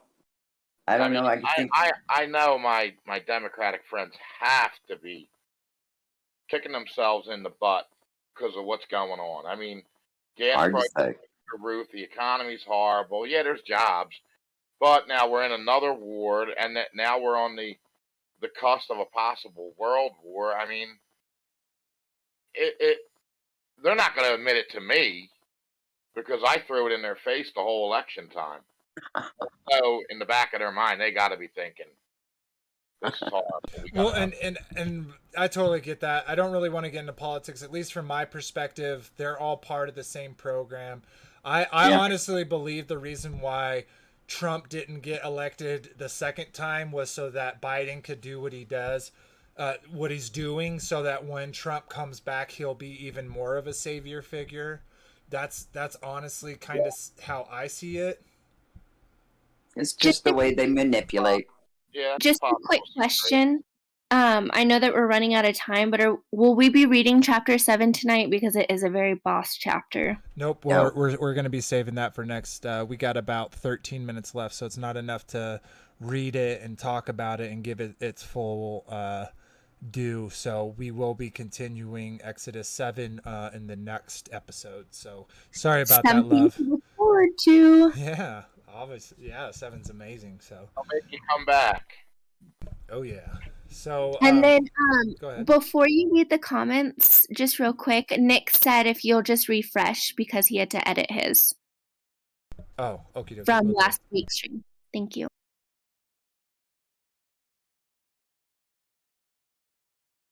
Yeah, I'm gonna put a comment in this week's about our YouTube page. We have a lot of good live content. I'm going to put the link in it. Either me or Nick is. Sweet. For comment for this week's show. Sweet. All right. So I guess I am going to pull up the comments, refresh them real quick. So bear with me while I do that. While you're doing that, I'll be releasing another video this week. Nice. Of our live performance. So. Nice. The YouTube page is Born Out of Time, if anybody's interested. I'm going to put it in. Hey, Frankie, musical legend. We're interested. What's up, Francesca? I've seen Vader working on your music video for this last song that we are all in love with, and I'm super excited to see the final product. Yeah, I can't wait either. It's going to be epic. It is, in fact. Yeah, we're waiting on the edge of our seats. Well, it is definitely a great song, and I'm excited to get it done and share that with you. Hopefully, I'm confident. I know I said it last week, but I should have it done for next episode. So that will be fun. But y'all still get to listen to it today while. Oh, hey. Oh, sorry about that. Just adding Kingdom in things. Context just said he tried to join, but Discord had the thread locked. Thread Really? locked. I There was should gonna- be a thread. It should. All you should have to do. Oh, weird. I think he knows. Wait. I think he knows how to do Discord. Wait 1 second. He tried to join our chat. I think what had happened is he may be under a different account, or he left. No, it's a different account, because I have Kingdom Context here is not online, but then I have a person that has the same name, Kingdom in Context. So I don't know if that's actually Sean or not, or if it's another account with someone just adding it to it. Oh, Because I'm looking at Discord right now, and I see two Kingdom in Context. So one really? is a moderator, that's Sean, and it has his image. Yeah. But said, the new one. but doesn't, in so I chat, don't know. in chat, it has his image, and it said try to join, but Discord had the And thread. he's a moderator on the YouTube channel. So what it is? Yeah, no, I see you, Sean. If you're trying to join us, you're in the wrong account. I'll go ahead and make this other account a mod so that you can join us, but I think you're in a different account than you normally are. Is what the issue. But some other content creator shout outs that were in the stream tonight listening to the live show. That flat fellow, Tommy. Oh, yeah, he was, I seen that. What's up, brother? And then also D&G Ministries, Ian. He was in the chat tonight. And he is doing an extensive Exodus study as well on Take on the World. If you guys want to check out that, he is doing a giveaway next week, and it has been amazing. Yeah, we're doing a giveaway too, right? When we get the 500. That's the plan, my man. 500. but Click like. but babe, you haven't told the people what they could be winning. You haven't decided yet. Oh, is that up to me? I'm on it. A free Next weekend stream. at the Utah Ranch. Yeah, tune in next stream, you guys. I'll have a giveaway announcement if we can get 500 subscribers. Share with everyone. Sweet, thank you for Free that love. weekend of Francesca's cooking. Yeah, I'll send you some jarred goods. Jams and jellies, y'all. Jarred meatballs and spaghetti. All right, so we can go They ahead wouldn't- and go ahead, guys. Oh, well. Nothing. Just that. Oh, did we get him on? Yeah, it looks like he came in. Yep, he's here. You guys? Yes. Oh, weird. Sorry about that, Sean. Welcome, brother. Not your fault. Discord wouldn't allow my original account to come in. You're very low. Oh, weird. So Discord just like that's weird that your other account. Okay, well we'll fix it. No worries. But you're jumping on. Would you like to add to us, brother? Thanks for being here.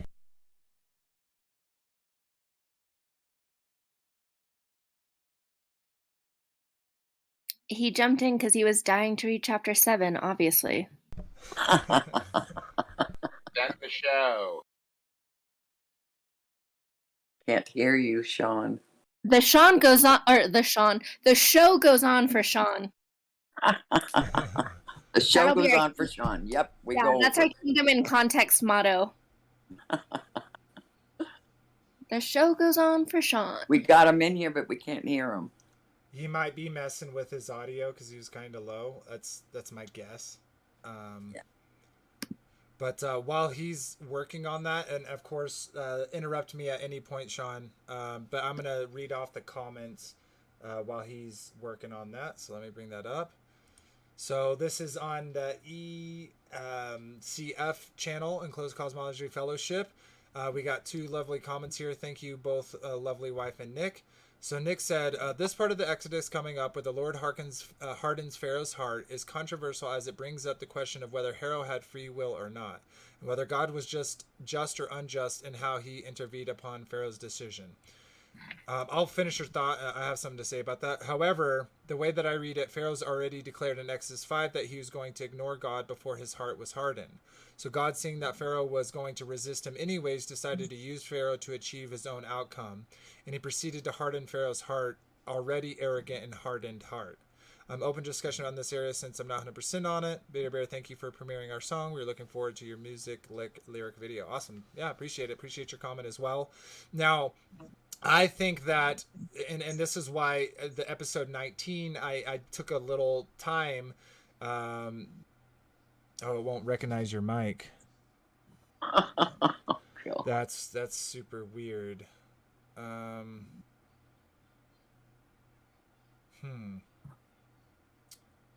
That is weird. Yeah, I've been having some issues just in general. Like, I got on today and all my settings in Streamlabs were changed, and things that were broken last time aren't broken anymore. So I'm not sure what's going on with the Discord. I totally would love to hear what you're saying if you want to join like after it.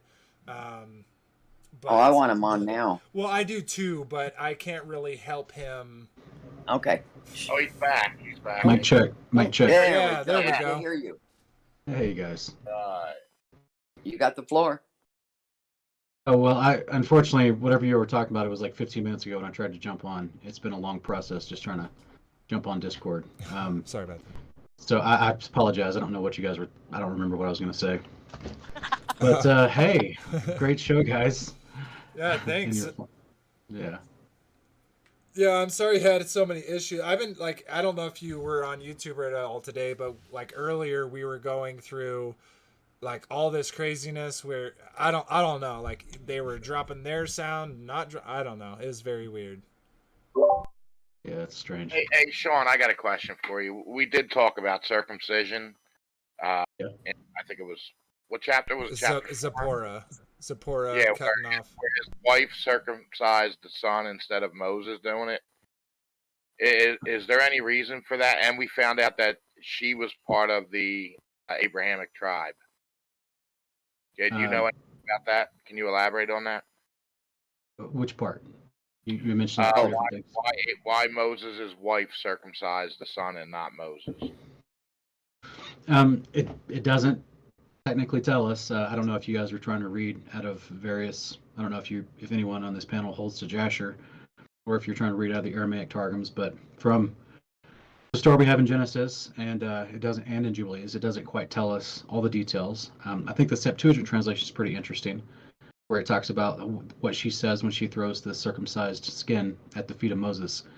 It doesn't come across with attitude. It comes across more as in she's basically acknowledging the authority that Moses would have in that situation. So it is, I don't think there's a specific command in the scriptures that the father specifically has to be the one to do the surgery, if that's what you're asking. No. Yeah, It so it might have been practice for the wife to do the circumcision. Very possible. The husband. Yeah, I mean, yeah, if the father couldn't do it and they wanted to maintain the practice to do it. Now, for my math, Gershom, the son, at this point in Exodus 4 would be about 30 years old. And we were kind of talking that before, is like if the Midians were the descendants of Abraham and they kind of knew this custom, then why did they wait in general? Like Moses, like we were kind of saying, like he was with his mother for 3 months before, she put him in the ark and put him in the Nile, which means at day 8, he was probably be circumcised. So he knew about it. But, and if Zipporah knew about it, why did they wait till he was 30, till there was an angel in front of him? Yeah.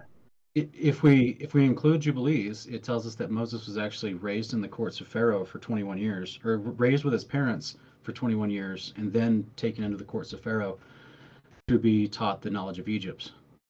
So even though, remember the story in Exodus 1 and 2 is that Miriam, the sister, she said, let me go find a Hebrew woman to nurse this child.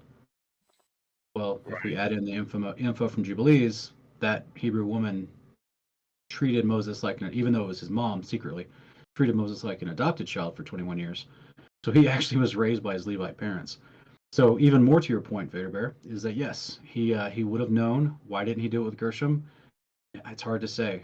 It could be something about what he says in chapter 6, where he says, I am of uncircumcised lips, because he's feeling not only guilt or remorse for what he did, outcasted from all of his people. And by the way, there's a caveat there, but I'll go to that in a minute. But it also, we're just speculating here as far as what limited info we have. Moses could have also thought he was basically not entirely part of the covenant. I mean, who knows what was going through his head? Because I think this is why it's such an important moment for the Father to reach out to him, to bring him back in for this huge purpose and mission.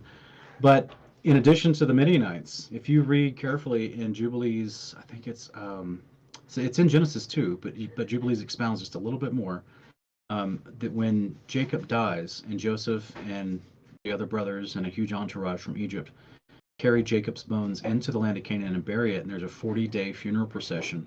They actually go, and it says in Jubilees that Amram, and which was a name of one of the Levites, that he and some other Hebrews stayed in the land of Canaan during that time, and then right as the persecution of the Hebrew babies was ending, they came back with Moses, or the descendants thereof, about 100 or so years later, came back with Moses as a baby, and that's when she has to put him in the river and everything. And so it's just like a weird circumstance of events where, like, that means that Moses would have very possibly had extended relatives in the land of Canaan, which was where the territory of the Midianites was also, to go to.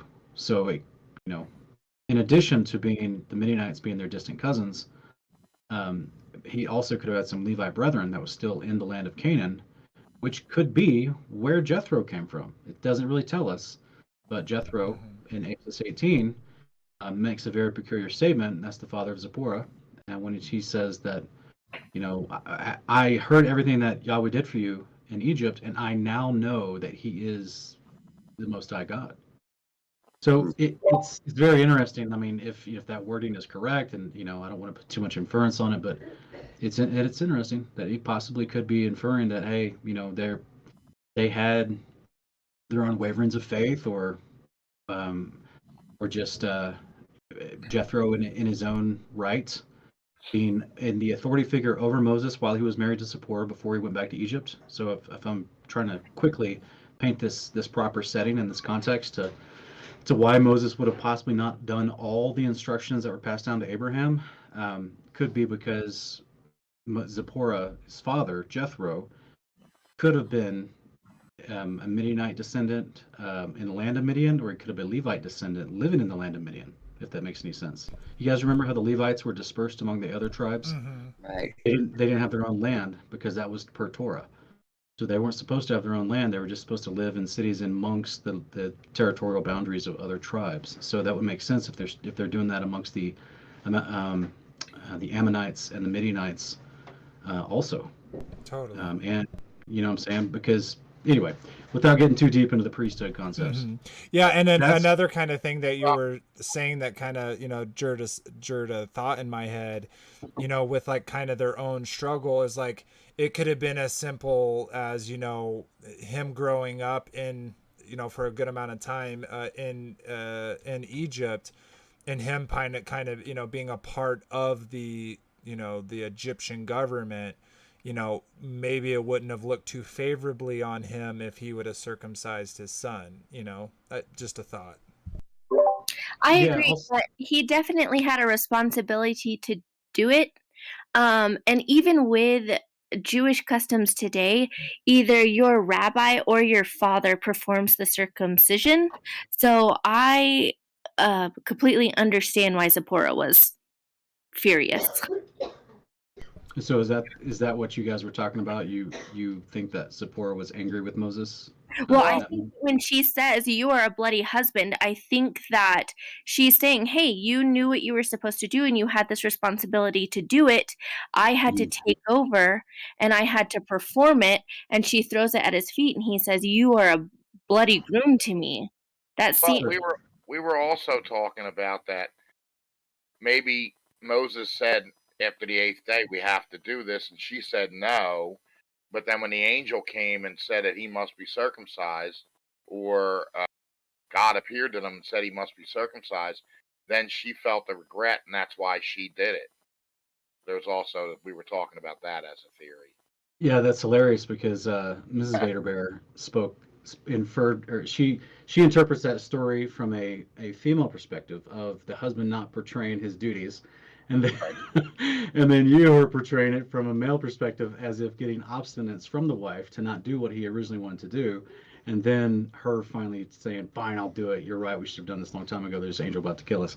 Either way, unfortunately, Right. we're dealing with speculation as far. But I'm real quick, if I may, I'm going to go into Exodus 4:26, and I'll read the Brenton Septuagint, um, because it says, "And he departed from him," meaning the angel of the Lord departed from him, because Zipporah said, "The blood of the circumcision of my son is staunched,"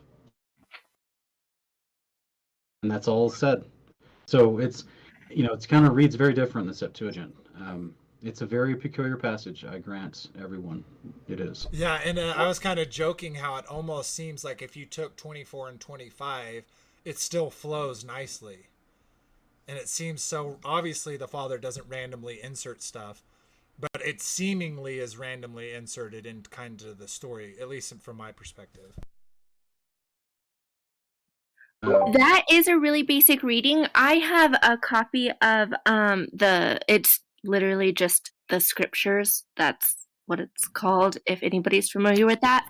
And it uses a lot of the Hebrew words and stuff, but in this one, in verse 25 of chapter 4, it says, "And Zipporah took a sharp stone and cut off the foreskin of her son and threw it at his feet and said, 'You are indeed a bridegroom of blood to me.'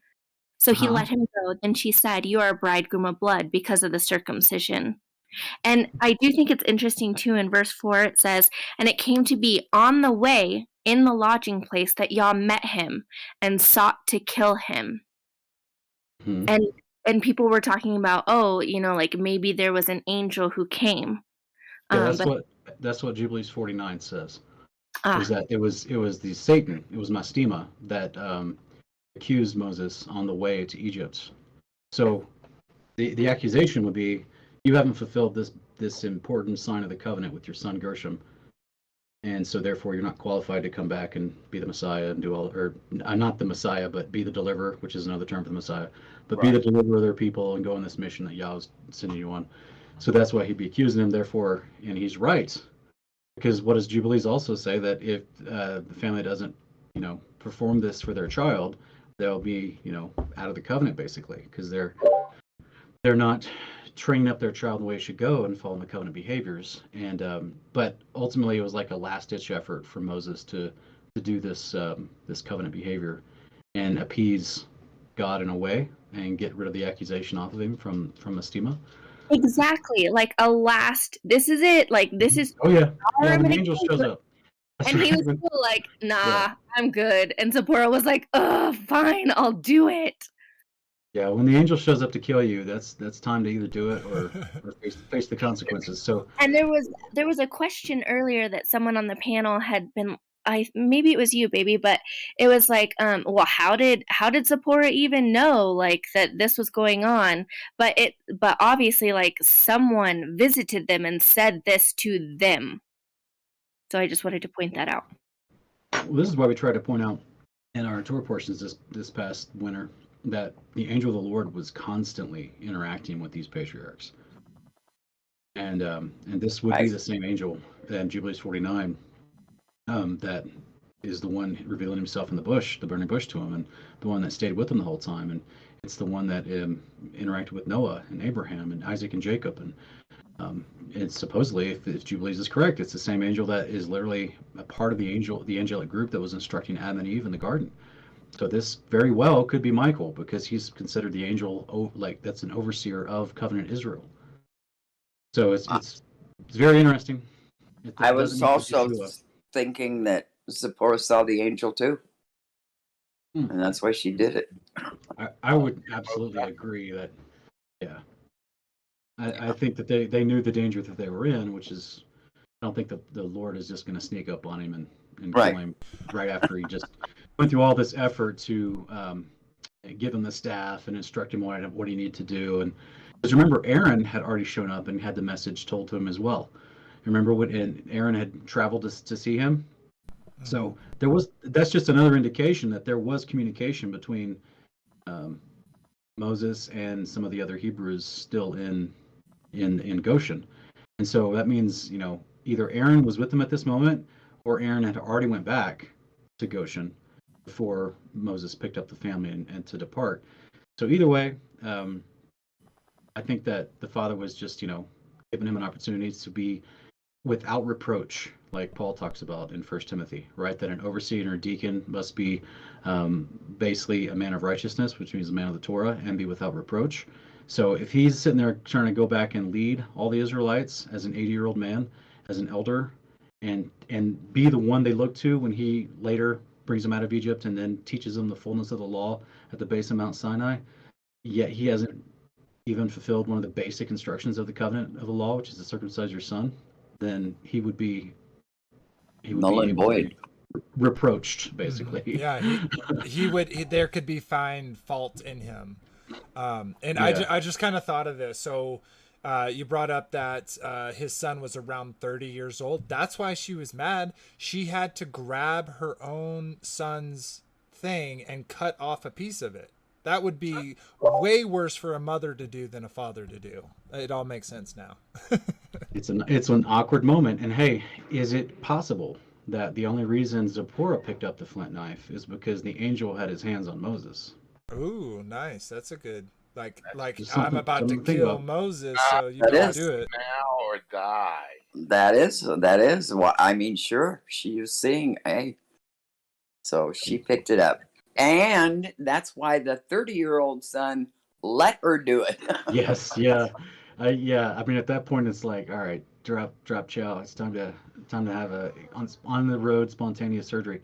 But to me, it's like, it's so important. It seems like it's so important that Moses is being used, not only because he says, look, I'm a man of unclean lips. I know some translations say stammering speech, and that's why and Yahweh's kind of like, all right, fine, I'll use your brother to speak for you.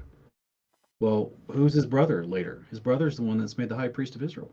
So his brother, a Levite in Goshen, this whole time, has been following Torah. Mm. Like, you don't choose high priests who don't know the Torah. Right. You know what I'm saying? I would just like to make a quick comment about how underrated Aaron is. Thanks Yeah. to the Prince of Egypt, which I love as much as the next 7-year-old. And I do cry every time, and so does Vader. But That's an awesome movie. It is. It's wonderful, especially right now. And but it does mislead. It's a little misleading. Doesn't give Aaron the credit that he's due. I remember what I covered this. You may not have seen it. Everyone on the panel may not have seen it, but I covered this in a Kingdom Cast episode last year where I was reviewing Rachel Eliar as the Hebrew University Dead Sea Scrolls Emeritus professor, and she came to this startling conclusion. She was raised in Judaism in modern-day Israel for the last 40, 50 years, and while studying the Dead Sea Scrolls, she came to a really startling conclusion that in the 1st century AD, the rabbis in charge of Judaism, of the Pharisees, they told believers, both people that had not accepted Christ and people that did accept Christ, they told them that they should stop reading Enoch and Jubilees in the Testament of the 12 prophets. And so I think she was like, this is very strange to me. They also stopped mentioning the priesthood, and they stopped mentioning the word covenant. And so she was explaining that there was a clear and obvious shift. She said the rabbis were threatening people that they would lose their eternal salvation if they read those books. Well, those books venerate the priesthood. So this is where there was a clear shift. We had a Messiah that rose from the dead, whom was appointed a priesthood position over covenant Israel. That means he's the ultimate ruler of covenant Israel, the high priest. And this is where it's such a big deal when Yeshua is standing before his, his false prosecution, his kangaroo court that he's standing before Caiaphas, the high priest at that moment. And Caiaphas says, Oh, I think we lost Sean. He may have some internet stuff, but if you can hear me, Sean, you got cut off, sir. me returning. Sorry, I don't. Oh, you're good. I'm not You're getting good any now. notifications. No, you're good now. Yeah, sorry. Okay, sorry, I wasn't getting a notification that I got cut off. Long story short, just saying that when Yeshua was standing at Caiaphas, and Caiaphas says to him, tell us, do you accept these claims? I'm paraphrasing without repeating verbatim. And Yeshua responds to him saying, basically doesn't answer his question directly, but just says to Caiaphas, the high priest at that time, next time you see me, I'm going to be coming on the clouds of power. Now that was a prophecy of the Messiah. The Messiah was always prophesied to be the high priest of Israel. So he's telling the current high priest of Israel, take your job next time you see me. You're not the authority here. You're not the one that's supposed to be. That's why Caiaphas got all mad and he ripped his and he rips his tunic and he yells blasphemy and all that jazz, puts on a display. So the whole point was this Rachel Eliar, modern day professor, she found in the history of her people in the scriptures that there was a clear and obvious suppression of anything to do with priests and the priesthood and the ideas of covenant.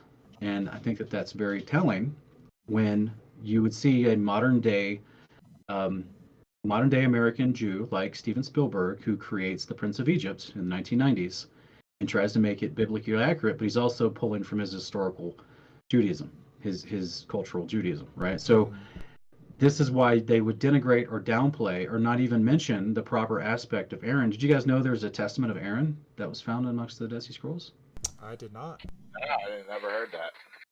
Yeah, Ken Johnson, he actually put it in his Testaments book that he translated from Aramaic. So if you guys ever want to look that up, the Ken Johnson Dead Sea Scrolls Aramaic translations, it's pretty cool. I mean, but in there, Aaron has a prophecy.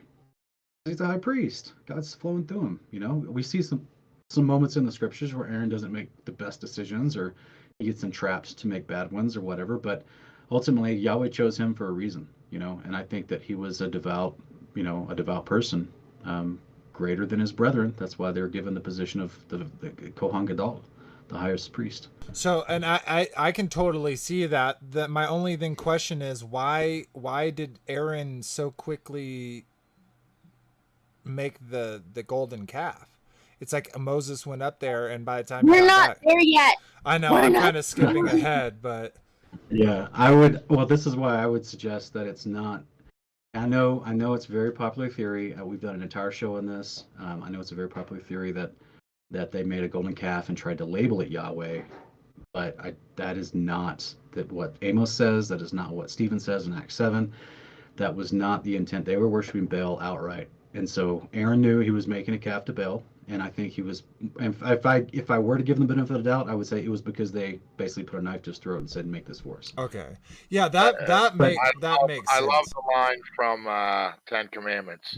Where's your Moses at now, Aaron? Right. Yeah. Yeah, because you remember, this is not the first time they tried to steal the authority over Israel. Remember, I mean, they were murmuring, complaining. This was a big deal. Just a few chapters later in Numbers, they do the same thing again, and the plague breaks out because 250 men with Korah's rebellion, they try to take over, even though they were Levites. This is what Aaron says to them. He's like, "Look, God gave you the position of the priesthood, but now you want the high priest. You want the ultimate position of power. He already gave you the blessings of eating from his table. And then now you want more? You want to be in charge of all of it?" And that's why Moses and Aaron immediately fell on the ground, because I'm sure they thought the angel of the presence was going to start shooting people with lightning or something. But like they immediately were like, "All right, we're in a bad position. These guys are trying mutiny again," because they'd already tried mutiny with the golden calf. This is why Moses, when he comes down from the mountain, Exodus 32, he has to say, it kind of draws a line in the sand metaphorically to say, all right, who's with Yahweh on this? And then 3,000 Levites get their swords and go kill the perpetrators, everyone that engaged in the idolatrous rituals that went with that. And this is why we try to break down the word in our whole video we did on this. We tried to break down the word of what it meant that the people ate, drank, and got up and play. That word in the Hebrew alludes to them actually get up and doing mass fornication and other types of rituals that would happen at Baal worship.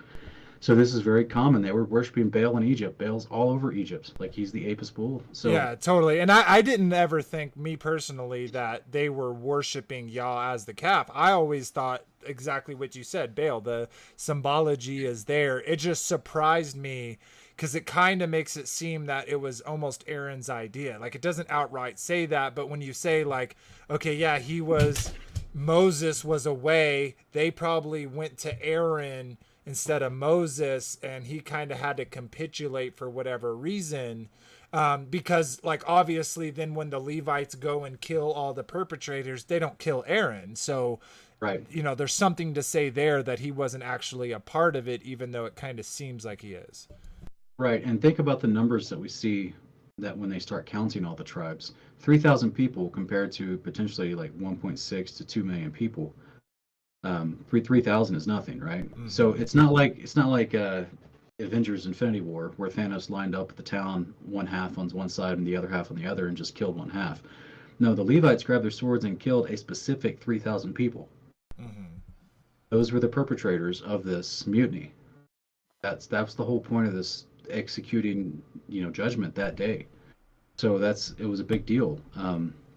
So yeah, there's a lot there. It becomes so much clearer the better we dig into the Torah about how God does things, and I think that it is a shame that Aaron gets overlooked so much, because ultimately it's a huge honor for him to have gotten the priesthood. He was king in regard to the covenant.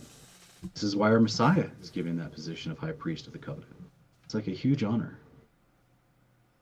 Yeah, absolutely. So it's funny, in my debate with the rabbi a few years back, I tried to express this to him, and he just would ignore it. He wouldn't really respond. And I tried to share with him, hey man, you know that there was already a priesthood active and a part of Israel. I mean, we see them at the base of the mountain in Exodus 19, and literally this is why Moses is of that same lineage, and then Aaron becomes the mouthpiece, and then Aaron is given the priesthood because they're from the tribe of Levi and descendants of Levi, who was given the priesthood in Jubilees 33.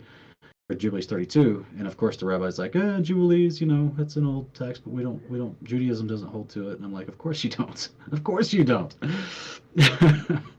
Because it dispels their whole theory that the law only showed up at Mount Sinai through Moses.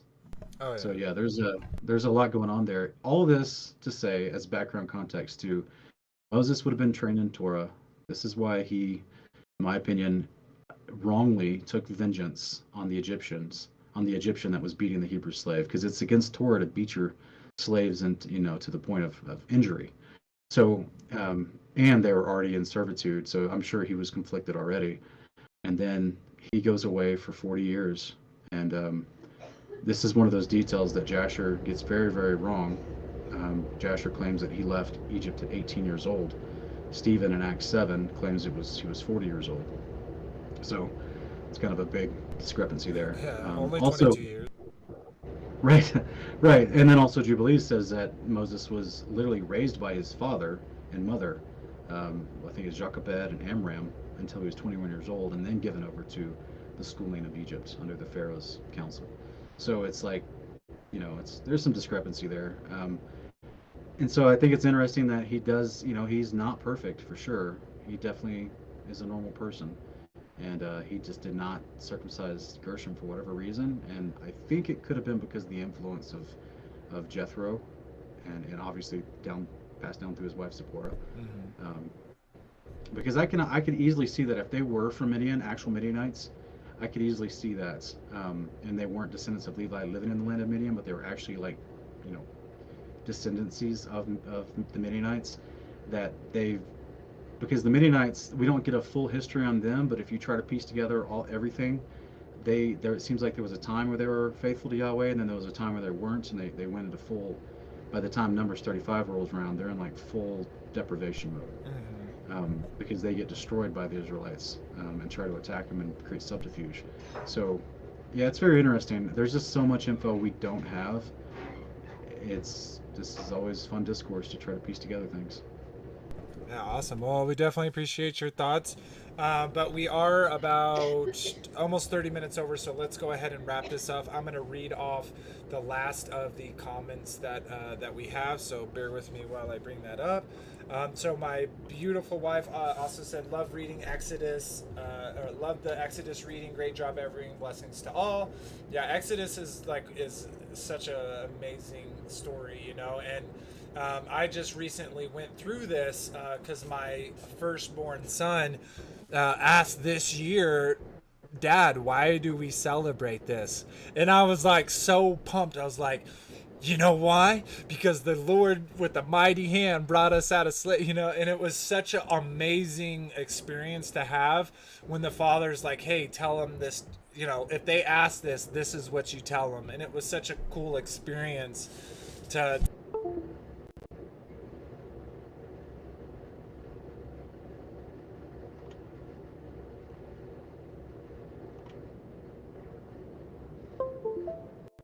so it's definitely super important.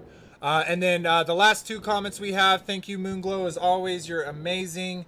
And then Jack said, I will say VR is very creepy. It feels like someone is behind you watching you, and the game symbols tend to be a single eye. Yeah, very creepy. I don't know. I've never gotten to VR and multiverse, all that stuff. That stuff is super duper creepy. But like always, everyone, we will read the comments off this video. So episode 20 on episode 21. So make sure you leave them. Any thoughts or facts that you thought we missed or you'd like to share, that would be awesome. We definitely appreciate those.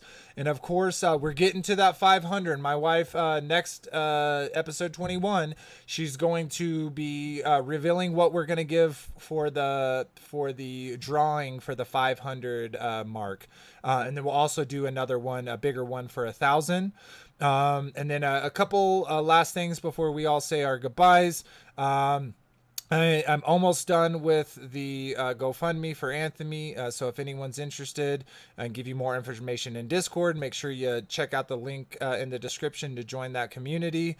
But yeah, we have a GoFundMe coming up for him. If those are interested, we're naming it 5 to Free Anthony. So $5 from 500 people. We're almost at on subscribers. So if we do $10 and 250 people, we can get the money he needs to at least get him a court date so he can at least, you know, now I will say, you know, like part of this is Anthony's fault and he would admit that the same. But he's also not being treated very well. So if we can at least help him to get him set up so he can succeed instead of just wait 2 years till he gets out, you know, that would be very appreciated to me and to the community. And again, all those that have sent him money to his books so that he can eat better and make phone calls while he's there. He definitely thanks you from the bottom of your heart as well as I do. So we definitely appreciate that. But yeah, that's the rest of the comments of this video. So we'll go ahead and let everybody say their goodbyes. And then we'll start from the top and then go to the bottom. So at the very top is my beautiful wife. If you'd like to say your goodbyes to everyone.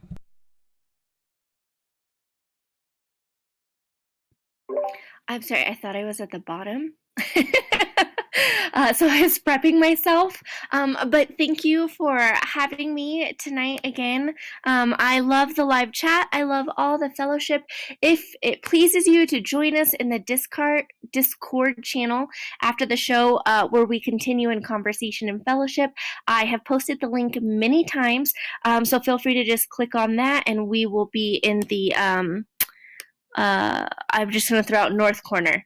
Feel free to join us there, and then I will figure out a giveaway for the next stream, so make sure that you tune in and share with all of your friends and all of your family, and we'll try to get those 500 subscribers. I hope that everybody has a blessed evening. Thank you, love. All right, we'll jump over to Daryl Lee. Got to join late, sleeping, but I'm glad he was having a restful Shabbat.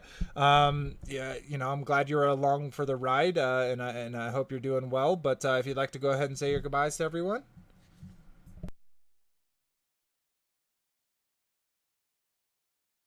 Okay, he may not be available, so we'll skip him from now. I'm going to skip you, Frankie B. Sean, if you'd just like to say your goodbyes, thank you for joining us and add in your puzzle pieces. Yeah, guys, thanks for having me and let me ramble on. I appreciate it.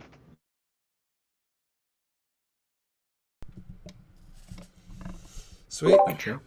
We love hearing from you, Sean. Awesome. All right.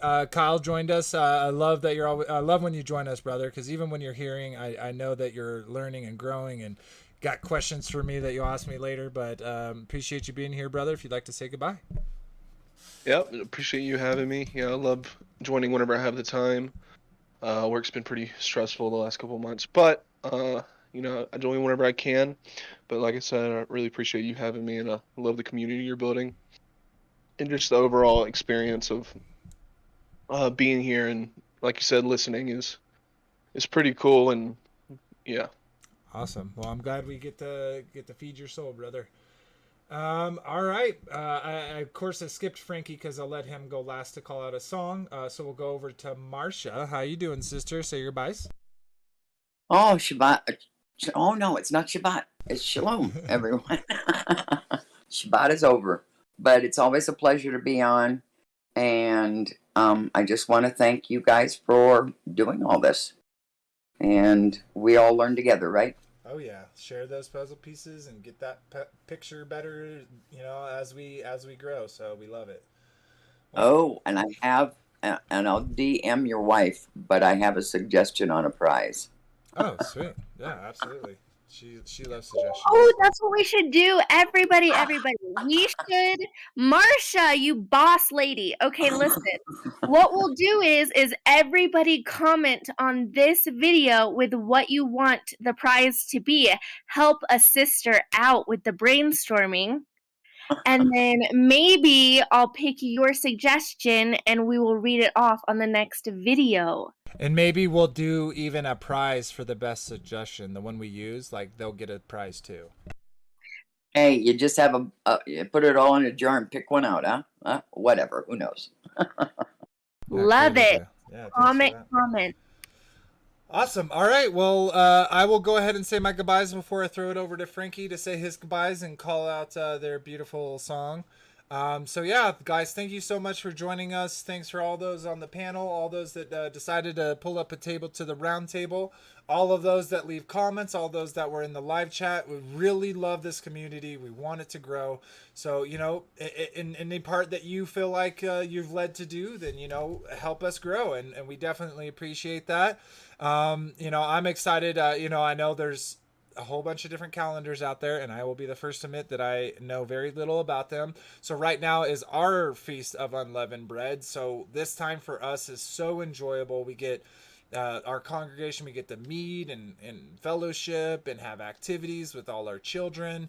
It's a pretty big group, but it's such a feeding time for me that I get to really reflect. And as I was talking about before, like, the symbology of, removing the yeast from your house. It's not just about removing the yeast from your house. It's also about, do that physically, but spiritually do the same thing. Look in your heart and see all the sin that you have and remove that yeast from from yourself. So, to all those that are celebrating it, happy Feast of Unleavened Bread.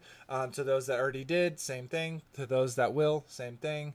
We appreciate you again. I'll stop rambling on, and thank you so much. Shalom, everybody, and I'll throw it over to Frankie to call out a song.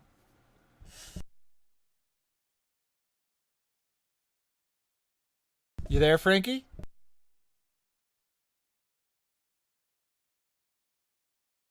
All right. Well, he may be away right now, so I guess I will do that for him. Oh, there he is. Yeah, there he is. There we go. You're doing Dig Deep, right? Yes. Yeah. So like Vader said, this is probably my favorite Medium. Probably my favorite time to get in face to face with the Lord and just spend time with Him and reflect on your life and ask Him how He wants you to grow. This song's called Dig Deep. We are all miners of the Lord. We are digging the scriptures like Sean has in the way he speaks. He is he digs in the scriptures constantly, and that's what we're called to do. Seek and you shall find, knock and a door shall be opened. So just continue to mine the nuggets of gold that God has put in his word and in his spirit. And remember, this time of Passover is a time of reflection. It's a time of seeking. It's a time of fellowshipping with your God, with your Father, with your Lord, with your Yah. So just enjoy the song, and remember, love is your witness. The love you give is a reflection of your relationship with the Father. We're doing Dig Deep, though. So everybody have a great week. Shalom, shalom, shalom. Shalom, everyone. Here's Dig Deep by Born Out of Time.